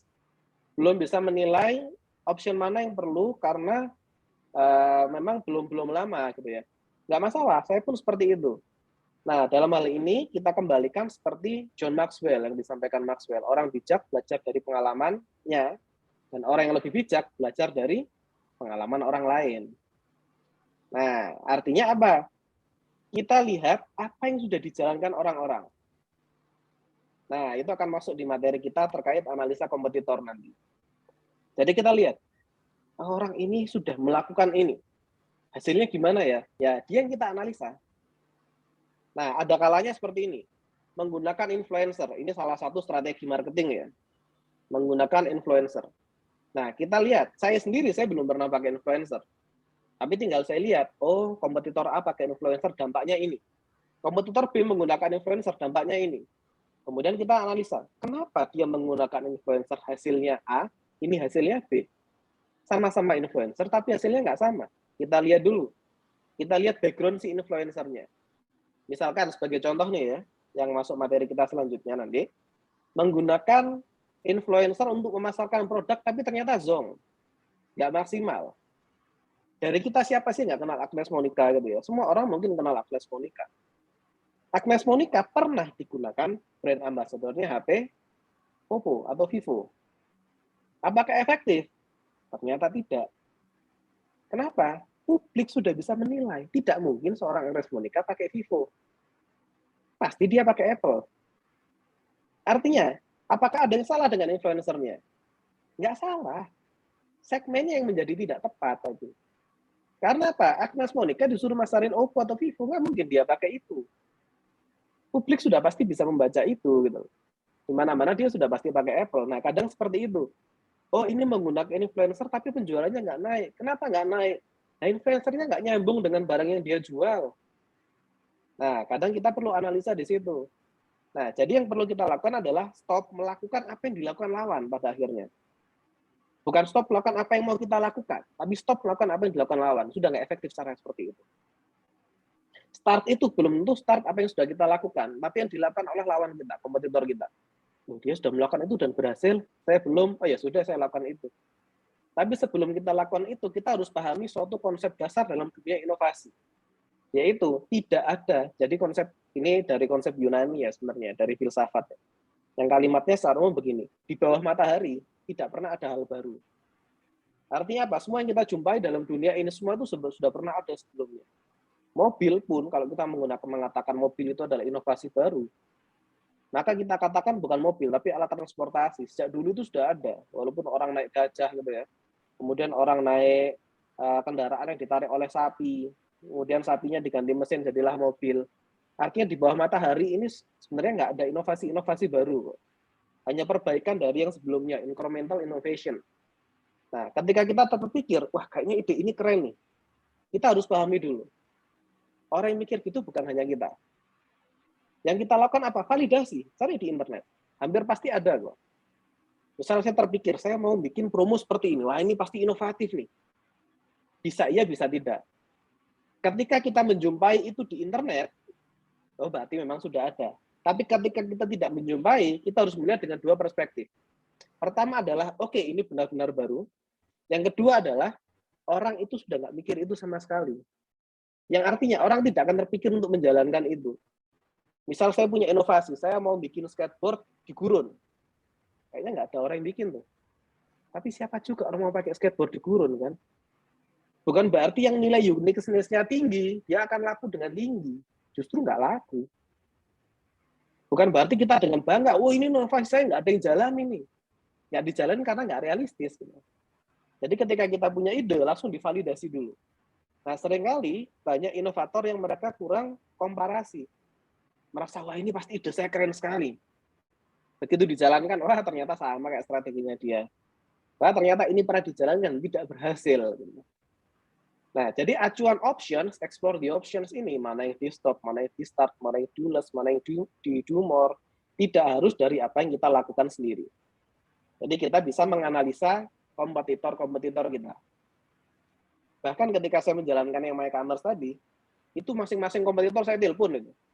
Saya telepon Mokapo, saya telepon Pawon, saya telepon Maju, saya telepon semua itu. Ada lebih dari 10 itu saya teleponin satu-satu. Saya tanya dengan case-case yang saya hadapi. Saya tanya, saya ini punya usaha tambang, walaupun teman saya yang punya tambang ya, saya bilang, saya punya usaha tambang, bisa nggak Mokapos dipakai bisnis tambang? Misalkan saya tanya, saya ini punya makanan tapi yang by request, jadi saya nggak ready makanan saya, bisa nggak di-handle dengan stok inventory-nya ini? Saya tanya satu-satu. Kemudian saya tanya mereka, bisa nggak sistem ini aktif dalam 15 menit lagi? 15 menit, 10 menit saya harus presentasi nih. Bisa nggak 15 menit lagi sistem saya aktif? Ternyata dia bisa. Wih, mikir saya gimana cara 15 menit bisa aktif. Nah, artinya kan itu sesuatu yang harus saya persiapkan. Nah, apakah saya harus memikir itu semuanya? Nggak perlu, tinggal kita tanya ke dia. Nah, tinggal kita cari kalimat-kalimat. Nah, kalau mau menganalisa kompetitor, itu kita pakai kekuatan pihak ketiga. Salah satu yang saya lakukan, misalkan gini ya, ketika dia mengatakan 15 menit bisa aktif. Nah, saya tanya, itu gimana caranya? Saya sudah tanya yang lain, nggak ada yang bisa 15 menit aktif. Nah, dari situ kan dia merasa bangga, dia akan ceritakan, oh bisa kok Pak, kita pakai cara ini, ya sudah kita dapat ilmunya. Tanpa kita harus repot-repot kan di situ. Nah, jadi tidak harus kita jalani semuanya sendiri. Pelajari cara lawan, amati, tiru, modifikasi. Nah, gampangnya di situ. Ini berlaku untuk semua model bisnis. Hampir semua jenis bisnis. Hampir semua itu pasti sudah ada inovasi. Inovasi di otak kita kebanyakan sudah ada kok di orang-orang lain. Tinggal kita validasi, kita improve, kita combine, kalau perlu kita kolaborasikan. Nah, untuk Mas Ainul yakin, saran saya coba kolaborasi, gandeng yang lain. Artinya, jangan diselesaikan semua sendiri. Karena mikir teknis, coding ya, kemudian mikir klien, itu dua hal yang berbeda. Dan itu ngerusak mood. Misalkan kita lagi coding, lagi fokus gitu ya, ada klien tanya hal yang sepele sekali, Mas, cara hapus gambar gimana ya? Itu bisa ngerusak mood. Nah, jadi kita harus mau berbagi untuk bisa lebih besar. Jadi biar sama-sama gedenya. Cuman kalau di awal mau di-handle sendiri, nggak masalah dulu. Tapi kita harus sudah tentukan. Di titik sekian, saya nggak mau handle sendiri. Harus sudah ada tim. Nah, jadi kita perlu mengurangi pemikiran untuk mendapatkan keuntungan sebesar-besarnya untuk diri kita sendiri. Tapi berbagi aja, kita bisa gede kok dengan cara berbagi. Dan itu yang kami lakukan. Nah, kira-kira begitu Mas Ainul lagi. Oke. Terima kasih atas penjelasannya, sudah lumayan ini. Saya juga dapat ilmu bagaimana cara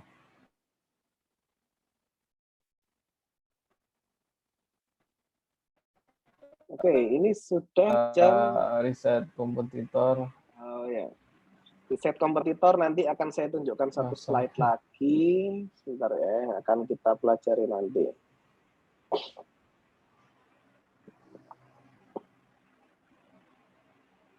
Oh, slide-nya nggak ada di sini. Ada slide lain. Jadi ada slide khusus yang nanti kita akan belajar satu materi, satu hari, satu sesi. Itu kita full belajar bagaimana namanya menganalisa kompetitor.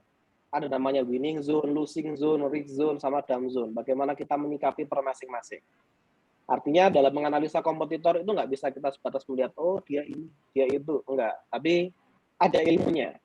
Dan bagaimana sih kita menggali informasi-informasi yang detail dari kompetitor dan mereka tidak merasa seperti seperti sedang digali informasinya, seperti sedang diwawancara gitu.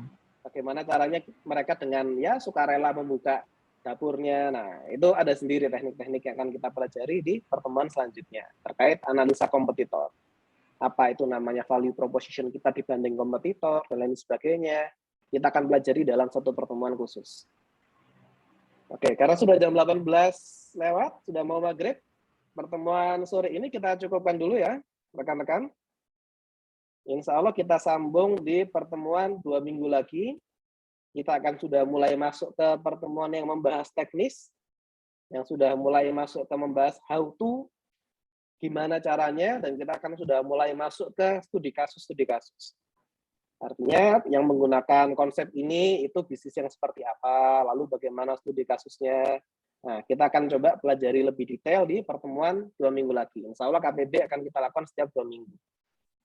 Ya, dari saya sementara saya cukupkan. Terima kasih atas perhatian dan partisipasinya dari rekan-rekan semua. Semoga sehat selalu semuanya. Semoga kita juga bisa silaturahim secara offline ya, biar lebih asik ini. Lebih banyak yang bisa kita bahas kalau offline nanti ya. Pak Eko, terima kasih sekali sudah meluangkan waktunya untuk sharing. Ini di mobil masih bisa sharing Pak Eko, luar biasa, Masya Allah ini ya. Semoga bisa sampai bumi Papua dengan aman dan sehat semua, Pak Eko.